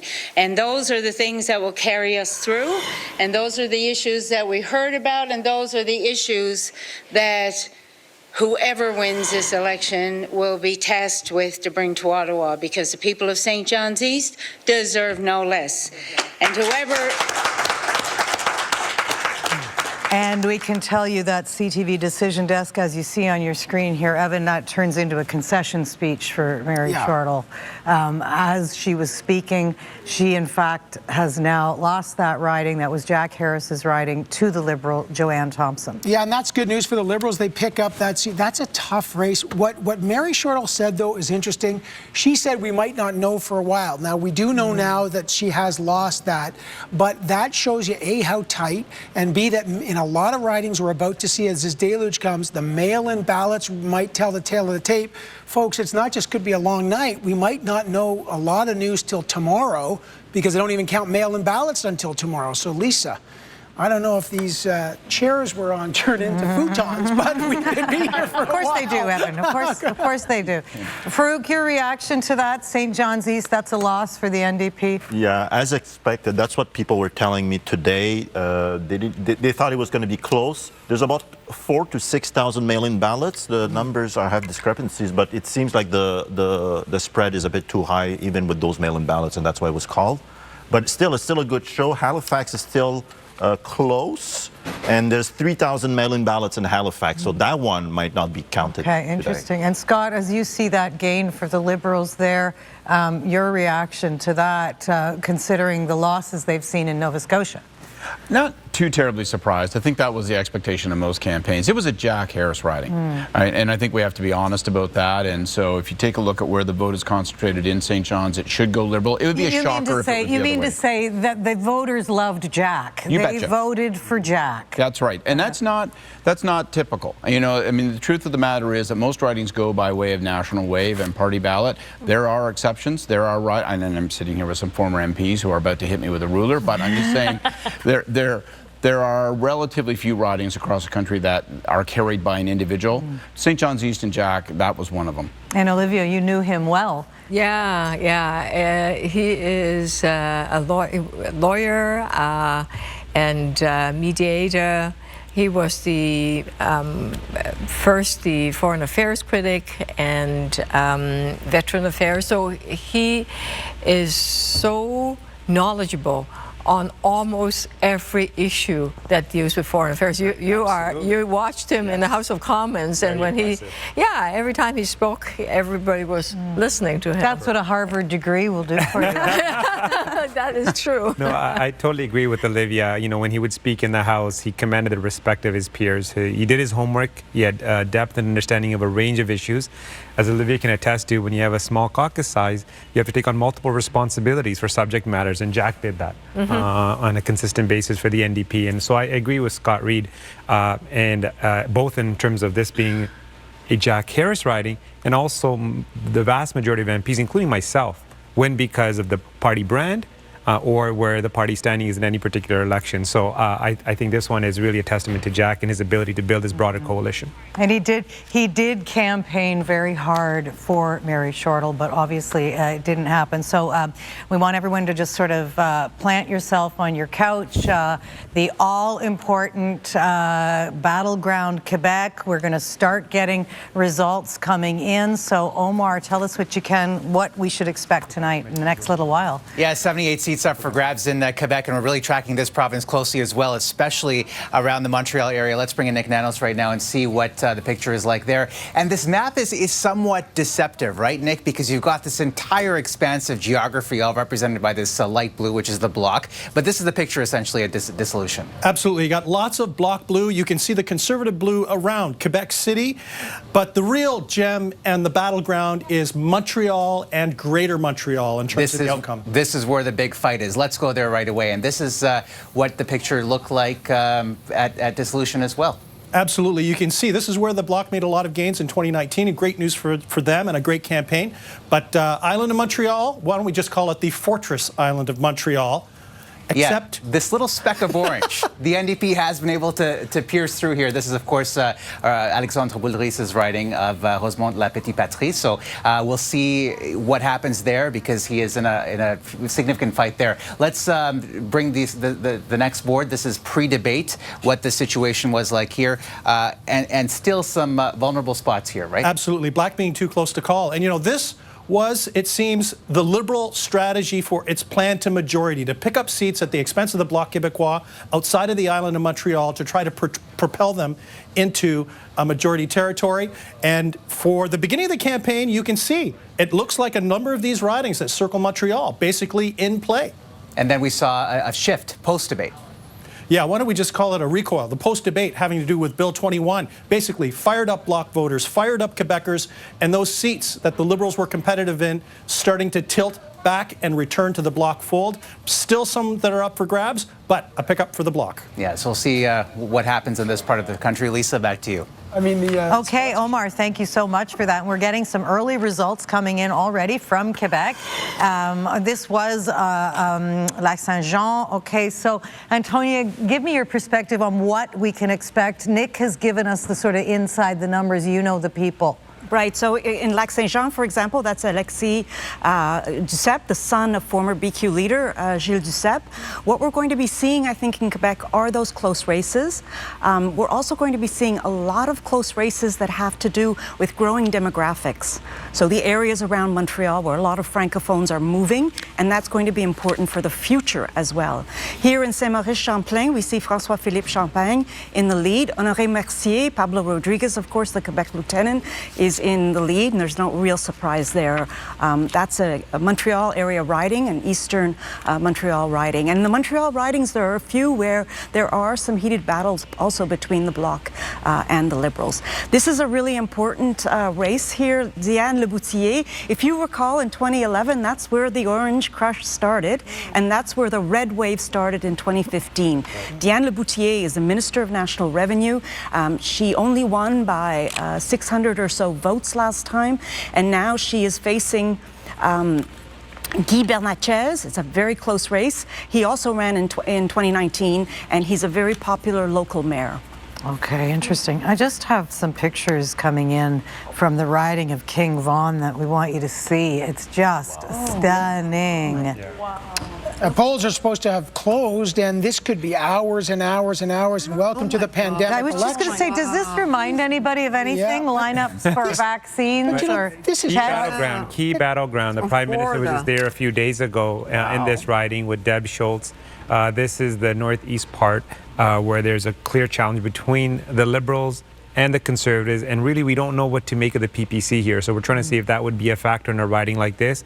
Deb barely won this with a few hundred votes last time. It's just north of Toronto and Kings Vaughan. So yeah, this is quite the scene. Looks like we're going to be here for a long night. And you know, just a reminder, if you are there at the time that the polls close, they will stay open. But Jenny, when you look at those pictures, what does that say to you? Because I know that is a tight riding. Well, I guess we're gonna see who turnout benefits. I think there's just so many factors that we have not seen in elections past. There seems to be very low energy for most of the parties, minus some PPC ridings. So we'll see if this is going to be this is going to be a factor. If it is a factor in these ridings, I think that probably Nav and the Liberals are probably they've got a smile on their face if these are people that are going to be marking purple on the ballot. A lot of young people. And Nav's smiling at me now when I say that. No, Jen, you're just a lovely person. I'm going to slap no matter what you say. So I just want to put that on the record. We are going to be looking for the People's Party. And I mean, there were a lot of ridings in Atlantic Canada where they were performing strongly into double digits. They were usually in ridings that were strong for the Conservatives, but it wasn't strong enough to hobble the Conservatives in Atlantic. Will that change in the province of Ontario? The other thing I would say is, you know, this is a big challenge for campaigns, local campaigns. It's not just get out the vote. It's now going to be about keep out the vote. You're going to have people moving up and down these lines, handing out water bottles saying, hey, or well, probably I guess you can't technically do that, but just saying, stay here, don't go, please don't go. And that's going to take a real, this is muscle. This is just going to be pure inches by inches and muscling people into staying there. It's good to see people care. Look, people have been saying, oh, do we really want an election? These are people that are waiting in line late at night. It's a pandemic. But it's also the demographic that is the unvaccinated demographic, which is a little bit worrisome. Well, you wonder. If you look at the stats. So it goes to the question again, is it worth putting people at risk, calling an election I think that's going to be a question, and I think the voter, what is motivating people? What is animating this election is the fundamental question. Is it that segment, that is the PPC, that they will wait in a hailstorm to vote because they want to spoil? Is the Liberal vote motivated or depressed because of this? Is the Conservative vote motivated or the NDP? So voter motivation, when you see these lines at like 9:43, it's really, you got to be motivated to hang out because they could be there for hours. Yeah, no, that is incredibly significant. Jody, do you want to weigh in there when you see that? And you just, there's a lot of young people there, and that's been such a key motivation to get young people out and interested in voting. Yeah, I mean, I'm hopeful that people stay and actually finish voting, but we've had and seen challenges, and Elections Canada has been vocal about the challenges, concerns about closing down places to vote on campuses for young people to go to, but it'll be interesting to see, like Scott said, how motivated they are. It's late now, but how motivated they are to continue to stay there. Farouk, these are just the people you've been trying to target with your communications strategy. Why don't you tell us now how Jagmeet Singh has been the TikTok king of Canada over the last 36 days. Yeah, maybe you should put some TikTok out right now so people can watch it. But to Scott's point, this is organizer nightmare, right? Get out the vote, organizer nightmare. I'm getting DMs from elsewhere too, where there's lines like that, because you have to keep these people in line, right? And how do you do that, right? And so it's going to be the creative organizer are going to be successful tonight. The people who can provide water or coffee, even if it's quote unquote maybe not, but that's going to be something. I want to make sure that people are not discouraged, because in British Columbia, the polls still open, right? So of course, they better get out there now to avoid this. But let's, we really want to see who is in this lineup. So we want to know more about the riding, and that is the magic technology machine that is in the hands of Omar Sachedina right now. So Omar, give us some perspective. This is just fascinating to see so many people still waiting in line, obviously as a result of some of the COVID restrictions at the polling stations. Yeah, obviously motivated to get their voices heard. Let's bring in Rupen Sioni now from Environics Analytics. So we saw those staggering lines. I mean, people obviously want to stay in line and cast their ballots, and they're willing to line up for a significant amount of time, even though the polls have technically closed. It's past 9:30. Who are these people? So in King Vaughan, you've got a lot of people who, I mean, they're supportive of vaccines. They want to stay safe. But what you've got here is housing and childcare as big issues. So these are households that they have good incomes. The housing market has gone crazy in this area in the 905. The cost of living is high. They've had relatively slow income growth relative to the country, barely keeping ahead of inflation. So they're feeling the squeeze. Lots of debt. They're probably looking at housing policies, and the childcare plans would be quite exciting to them. Two significant issues. And so when you drill down exactly on the demographic, we see a lot of the big city burbs demographic. You've got 15 that you've sectioned off across the country that live in this area. So just walk us through some of the colors we're seeing. So the big city burbs are the orange areas on the map. Upper middle incomes, but don't be fooled by the numbers there. As I said, lots of debt, they're squeezed.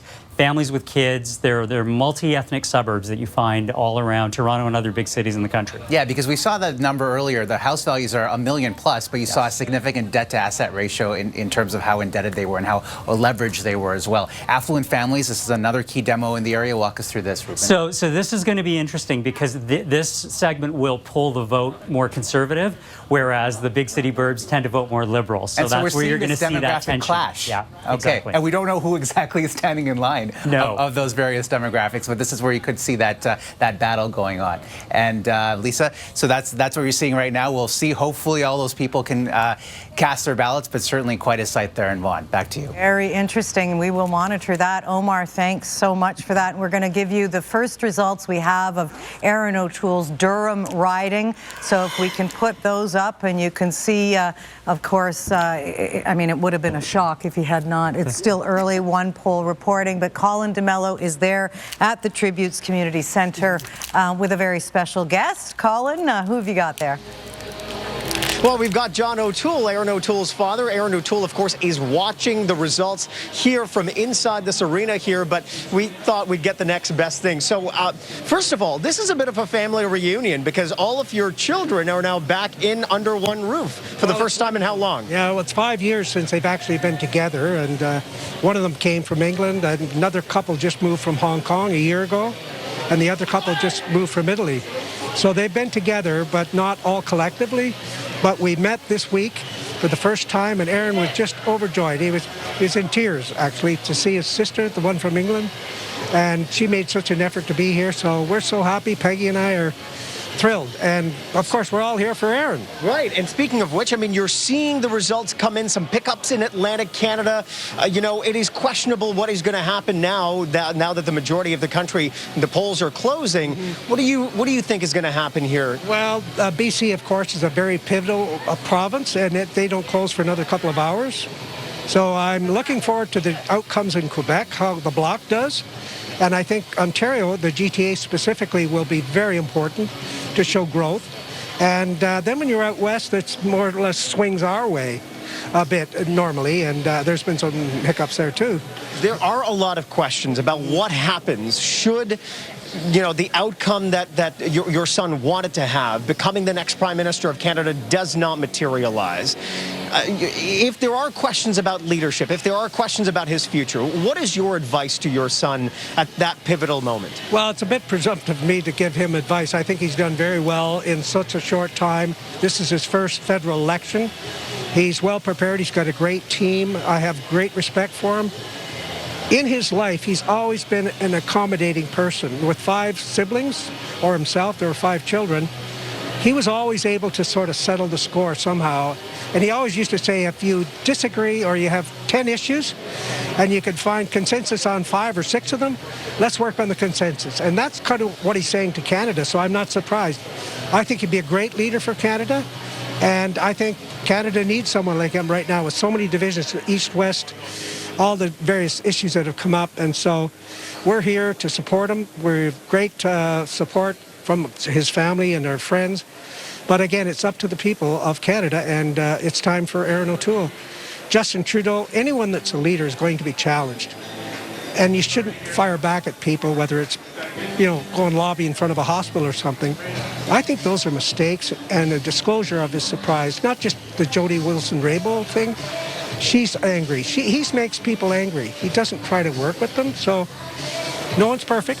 And Aaron will do a great job if given the time. And you would like this to be what, a 2-election strategy? The next time around, he can come out on top. You think? I'd have to defer that the question to the party itself. Right. He's tried to move them to the center. But you would want them to give your son the chance. Well, certainly. I would say anyone should be given a chance. Unlike Trudeau, he was given a chance. The NDP were clearly on his side. They passed all the legislation they wanted. They saw a time in the polls that they could make a hit and get a majority. And I know that's a repeated sign. Right. But I think that's a selfish decision. I hope Aaron will find ways to work with whoever is in the House, whether it's the Bloc and the issues in Quebec, or whether it's the NDP and the issues of poverty and other things. He is a compromiser, and I'm supportive of him. Okay, thank you very much. That's John O'Toole, Aaron O'Toole's father. Lisa, back to you. Okay, very interesting, Colin. Thanks so much for that. And I think since we have Jody Wilson-Raybould right here, we should get your reaction to Mr. O'Toole suggesting that Justin Trudeau makes people angry, including you. Well, I mean, I think it's probably fair to say that there are a number of people across the country that are angry at Justin Trudeau, but are angry at other leaders as well. But you wrote a book, though, Jody. I did write a book, Indian in the Cabinet, and in it I share some important experiences about my experience with Justin Trudeau, but more broadly about being in government. There were some things that didn't necessarily make me angry, but made me stand up for what is right. And in that particular case, it was about the importance of our institutions of government and the rule of law. law. And certainly when I think people run roughshod over those, that actually makes me quite angry. And we're going to have lots of time to discuss that, what I know you think, the erosion of trust and that sort of thing. But first, we do have a mountain of ridings to cover. So I know it's a cliche to say ridings in the 905 decide the election outcome, but history actually backs that idea. So we'll see what happens tonight. Of course, one of our panelists knows that well, but tonight in Mississauga Centre is another high-profile MP, Transport Minister Omar Al-Gabra, and that is where Angie Seth joins us. Angie, give us some perspective on the race tonight there in one of the, and give us a sense for people not from this area of the country what the Mississaugas and those ridings actually represent. Well, it's really interesting. Good evening to you, Lisa. And I mean, this area here, Mississauga Centre, really you're looking at the Peel region has been a Liberal stronghold since 2015. Prior to that, the Conservatives held it, but there was that shift. The Conservatives, of course, are looking to try and make that shift once again in this election. But we can't forget, Peel region has been really, in many ways, one of those hotspot regions, one of the epicenters of this pandemic. So there are a number of issues here that voters here are really looking at in terms of how the pandemic has affected them. We've certainly seen that that a number of people, in terms of the financial, the physical, the mental effects here, we know that about 115,000 people in this riding, in Peel region have been affected by COVID-19. That's how many cases that we've been looking at so far, close to 1,000 tests. So right now, the group here, of course, is looking to see some change, some support from whatever government comes in. Omar Al-Gabra, of course, looking to take this riding once again, Lisa. And I want to bring Navdeep Bains in here. This is home for you.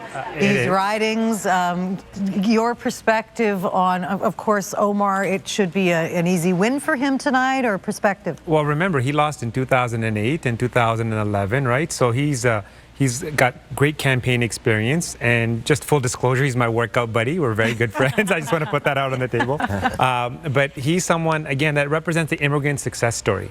He came here, worked at a donut shop, completed his MBA, and is now very successful in public life. And that embodies a lot of the people living in the 905 and represents a lot of the communities in that area. And so he speaks to that story, and his personal story speaks to that. And here we have the first elected in Ontario, NDP. Yeah, re-elected there, no big surprise. Yep.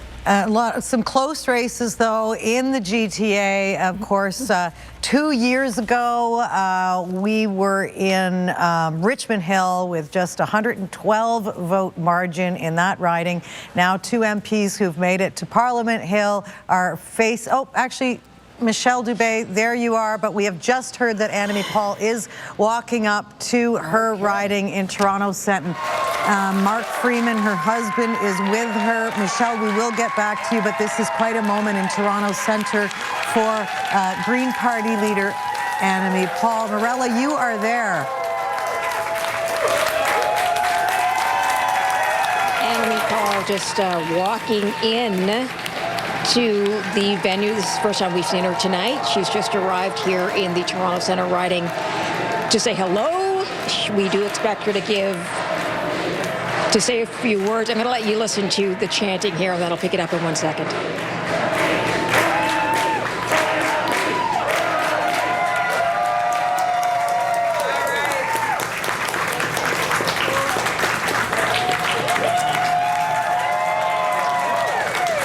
She makes her way slowly to the podium. This has been a hard slog for her, of course, the last 36 days. She spent most of that time in this particular riding. She wants her seat in the House of Commons, and she came in second in 2019. She's hoping she can close the deal this time around. But again, there's been a lot of infighting within the party, so it's been hard. Let's go back in and listen. Enjoy your hard work. Enjoy all that you've done to get to this point. I think it's going to be a long night. I'm personally very concerned to hear that there's still polling stations that are open and that are going to be open for hours because of what has happened. We know that our riding had the least polling stations, so it could be a while. So I hope that is an open bar, and I hope that there's more food. Enjoy yourselves, okay?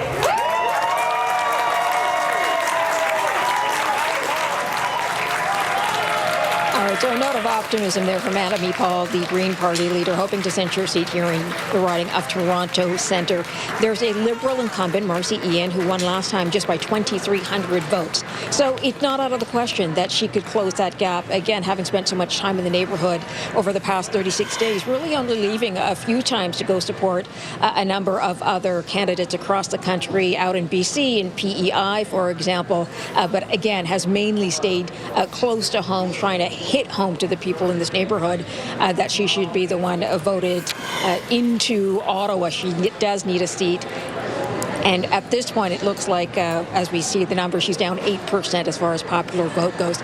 So, Lisa, that was Annamie Paul just very quickly saying hello to everybody, thanking her supporters for coming out today, but settling in for what she thinks will be a long haul with the votes. Could be slow to be counted with polls. People still lined up at some polls here in Toronto, and really things have just closed on not too long ago. Mail-in ballots have to be counted as well. Lisa, back to you. Okay. Thank you, Morella. So optimism and an open bar, that may be the secret there. Certainly is for Annamie Paul at the Green Party headquarters in Toronto Centre. Rahim Ladani is at Marcy Ian, the rival Liberal, our former CTV colleague. Give us some perspective on what that race is looking like through the prism of the Liberal Party. Well, Lisa, I'll tell you that there's a sense of cautious optimism here at this campaign party right now. They're optimistic because it's virtually a repeat of the 2020 by-election that Marcy Ian won. She captured 42% of the vote, and people say, okay, look, she is here to play. But on the cautious side of things, we're going up against a federal party leader. And anytime you do that, you have to be cautious because they could snag some votes away. And we saw that in the by-election with Annamie Paul capturing 33% of the vote. Now, while that was less than the 42, it's a big jump from the 7% she did in 2019. And so there's that sense of cautious optimism, but we've been speaking to members of Marcy Ian's campaign who say the big difference this election is that Ian has actually had a chance to meet voters face-to-face. Because of reduced COVID protocols, she's actually gone to see them. They held an ice cream rally just over the weekend, whereas last year in the by-election, it was all done virtually. And so there's a sense of cautious optimism. We're here at the campaign party headquarters, you could say, and Marcy Ian is expected to come here at around 10:30 and speak to those that are here. COVID protocols are in place. Even though we're outside, they're actually asking everyone to still wear a mask to be extra safe, and they're taking contact information at the table as well. Lisa. Okay, Rahim, so interesting. We'll be back with you 10 p.m. Eastern times. That means polls closing in BC. But before we move on, I want to bring Amanda Lang in here. Toronto Centre, I mean, we did not talk about former Finance Minister Bill Morneau during this campaign. But that is his old riding. He disappeared. It's why there was a by-election. It's why Marcy Ian took that seat. And interestingly, it was seen, I think that was the explanation for why the Greens thought they had a chance there, was that in that by-election, she had a narrow win there. Bill Morneau, of course, was the victim of a policy that was roundly hated and then fell into a bunch of other criticism, as we all know, around the We Charity. So it was a kind of a 1-2 punch for him. This is always has been considered a pretty safe riding. But again, with the redrawn electoral maps, it's not the riding it used to be either. Okay, interesting, Amanda. And we're going to go to Saskatchewan now. Geneviève Beauchemin is covering Maxime Bernier's People's Party.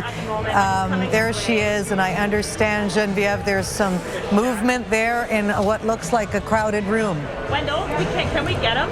Absolutely. You know, that party was outside before, but people, they say, had decided to come indoors here. And what you're seeing behind me now is that Maxime Bernier, the leader, of course, has walked into the room. He's mingling with some supporters. And, you know, if I can give you a bit of background, we were outside earlier because, of course, there were mask rules that came into effect here in the province on Friday. And so the party had organized something outside so that people could mingle without their masks. But they told us that people had decided to come indoors here. So they are mingling here.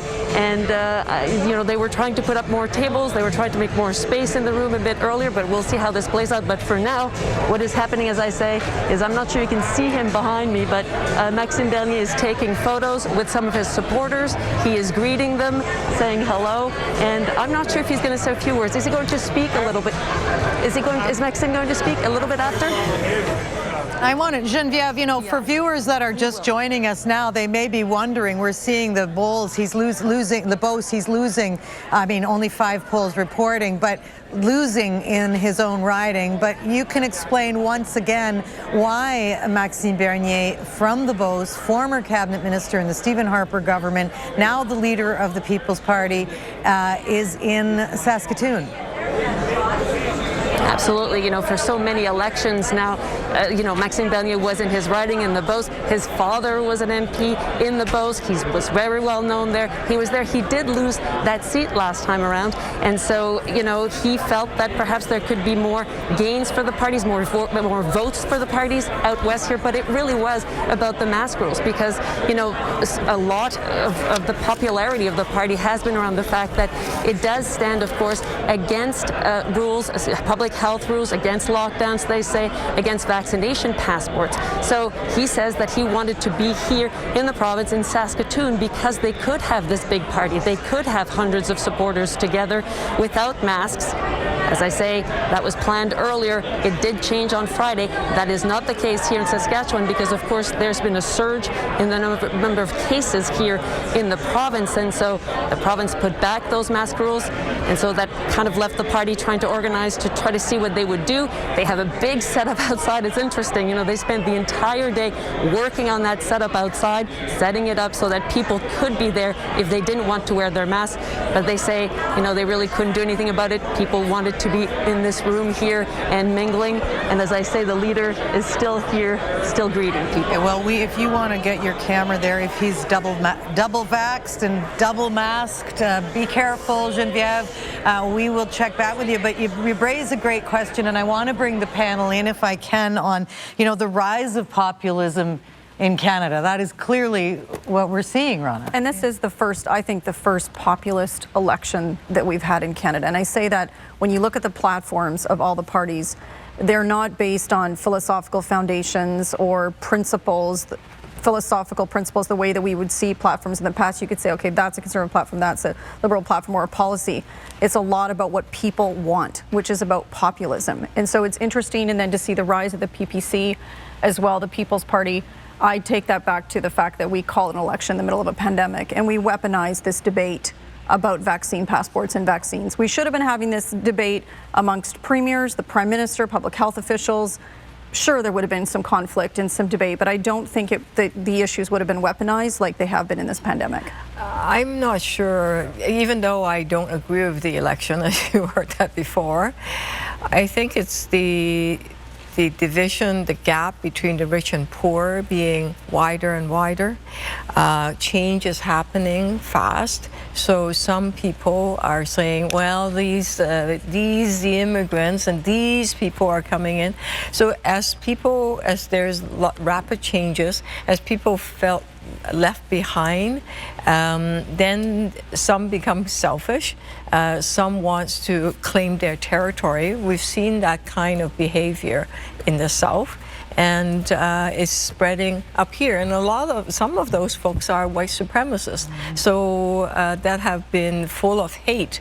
And that's, in my mind, if you don't vaccinate, it's a selfish thing. But well, it's certainly a party that has grown bigger through an anti-vaccination concept, and anti-COVID, even those who refer to it as a hoax. Yeah, but that's just an excuse. But you know, this thing that we all wear, and every single person watching has wear, this in the United States is a political statement. In Canada was a medical statement. In this election, for some people, it's become a political statement. Right. And that is really interesting. Now, this represents a lot of things.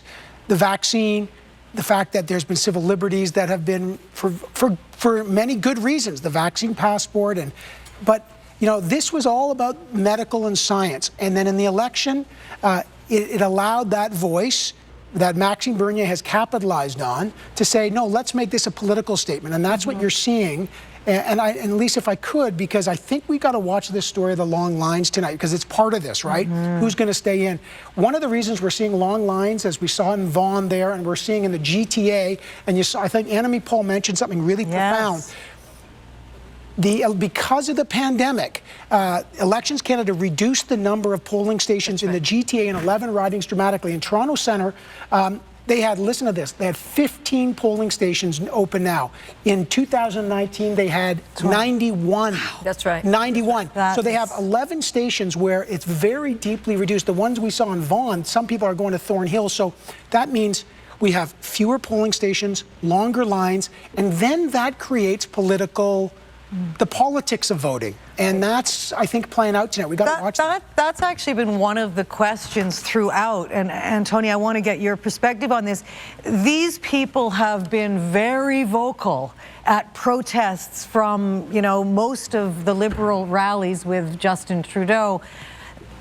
Very vocal. But are they also very motivated to vote? Well, they have a cause. And so that cause may motivate them to vote. Maybe some of the people in line are saying, I'm really angry at staying in line in this pandemic election. I'm going to vote against the Liberals. I don't know, but that might be going through some people's minds as well. Populism is real. It's real in North America. We've had populist elections before, historically in Canada. Some of them started in prairie provinces. So we need to know that, we're not immune from that at all here in Canada, for sure. But the election didn't create this difference of opinion. And I really, I guess I maybe differ with some people in that I think that an election is maybe a good way to have these arguments. I mean, people talk about the exposure of differences of opinion on this. I think the People's Party are going to matter tonight. I think they're going to run pretty high in some places, and I think that will affect the results in certain ridings. But why wouldn't we want to have this argument in public? Why wouldn't we want to have this argument broadly held with as many Canadians as possible and say, all right, so what is the broad consensus? Because at some point, a prime minister, a premier, those people are going to have to make choices and say, we got to make a way forward here. Yeah. And you can see that there is Maxime Bernier. Jenny, when you look at this footage, he's like a rock star. Live images of Maxime Bernier at that event hall. I mean, obviously, this is going to do nothing but damage to your party.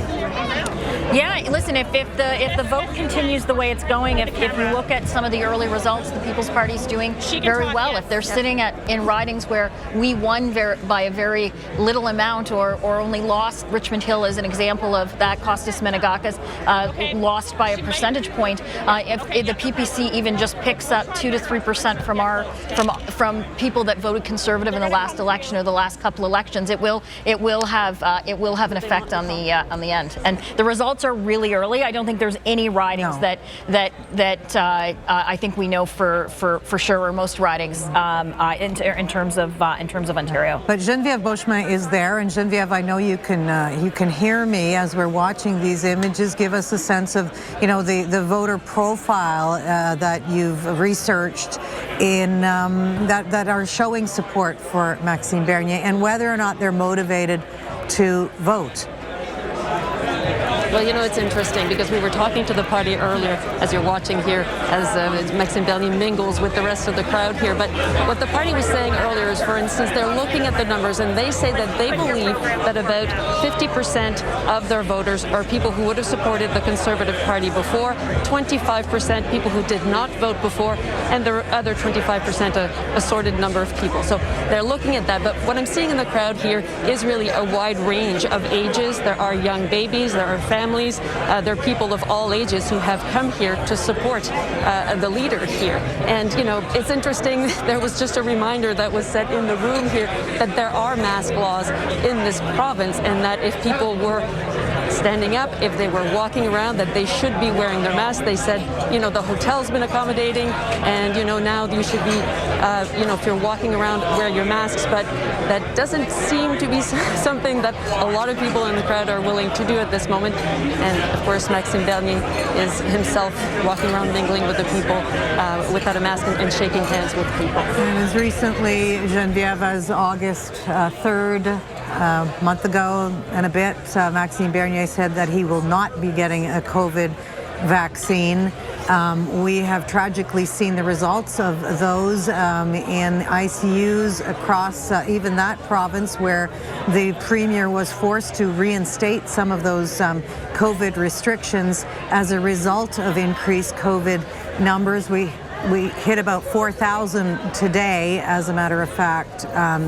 But I want to bring Kevin Gallagher in. Kevin, this has been a concern from day one. Aaron O'Toole, fought the fight on strategic voting in the last days of this campaign. Not unusual, perhaps, but it is an added complication, the popularity, clearly, of the People's Party.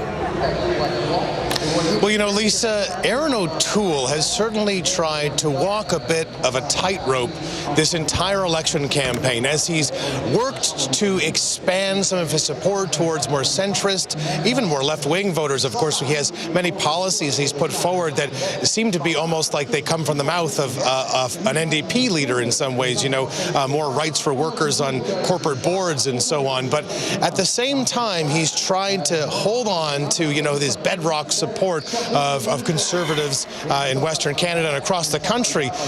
This issue of these vote splits with the PPC, there's a two-sided coin here. How much of this support is starting to bleed from the Conservatives, perhaps because of the message they've been hearing from Aaron O'Toole, and how much is just they were looking for another option? So certainly that has been the challenge here for the Conservative leader as he's tried to, admittedly, of course, going into this campaign, knowing he needed to increase support, especially in areas like suburban Toronto, the lower mainland of British Columbia, to try and gain more seats that, of course, his predecessor, Andrew Scheer, couldn't do. I'm just going to interrupt you for a moment, Kevin, and go back to Geneviève, who is about to speak to Maxime Bernier. I wanted to ask you about what you're seeing in this room. Crowded room here. Tell me about what you're seeing here tonight. But first of all, we did a very good campaign. I'm very happy to be here with our volunteers and our partisans, so I think it will be a nice night. Like I said, we need to grow our support, the percentage of our votes, and I believe it will come from 1.6% to, I don't know, 4, 5, 6, 7, 8. That would be a victory. And as you know, after 38 years, the Green Party is at 4% in the polls right now, and us, after only 3 years, we may be around 6, 7. So I believe tonight it will be a huge victory for the freedom fighters in this country. And this party was supposed to be outside because of the mask rules. Yeah, we are supposed to be outside, and people wanted to be inside. And as you know, people must have a mask when they're standing up. And I cannot force anything on people. We told them they are individual responsible. So if they have tickets, they will have tickets tonight. But I believe that, we asked them a couple of times to wear a mask, and they decided not. I cannot force them.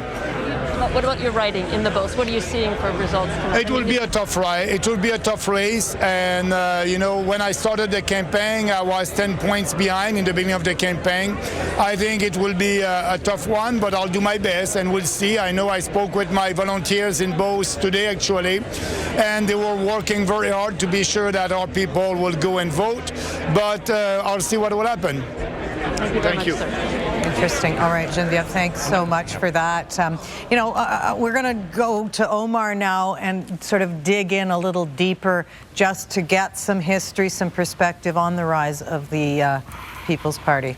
Yeah, again, can't forget it's almost 3 years to the day when that party was founded, the PPC, with Maxime Bernier at the helm. As you heard him admit there in that interview with Geneviève Beauchemin, it is an extremely tough fight in the region of Beauce for him to get a seat. Let's just look at the Quebec City region. I want to bring in Rupin Sioni from Environics Analytics. In this area of the country, generally speaking, we know that the 7-day average is 63 cases, 469 active cases at the moment, but let's zero in again on that riding of Beauce, where Maxime Bernier, of course, again is trying to pick up a seat. And so, Ruben, what are we seeing here in terms of what voters are thinking and what's important to them? Well, our projection into this area is that there's a relatively high rate of vaccine refusal at 10%, which the national rate is about 7%, so that's about 40% higher. We also see a lot of movement in the area, so people have kind of recovered from COVID. They're going about their day-to-day activities, but we do see sort of a pull of different forces in this riding, which is quite interesting. And so let's examine that and drill into who exactly is living in. And there is, again, as we saw in Vaughan with the lineups there, a kind of a demographic clash, if we can call it that. And we're seeing that play out in the Beauce as well. What are we seeing? Exactly. So a big chunk of the riding is what we call Francophone au village. Represented by the Green. Right, which are modest income families and couples. They are Childcare is a big issue with them. They tend to vote conservative, as well as the PPC did pretty well for them. But we also see a lot of interest in things like active government, and childcare expenses are a big deal in this riding, as well as it's a bedroom community in the Quebec City region. So it's a bit of a toss-up as to where we think things are going to go relative to the Liberals or the Conservative, or to how the PPC will do, or the Bloc. And so let's just walk through the standings quickly while we're here. The Beauce, Richard Lehoux, Conservative incumbent, is leading there. Again, not too many polls reporting 11 out of 272. Solange Thibodeau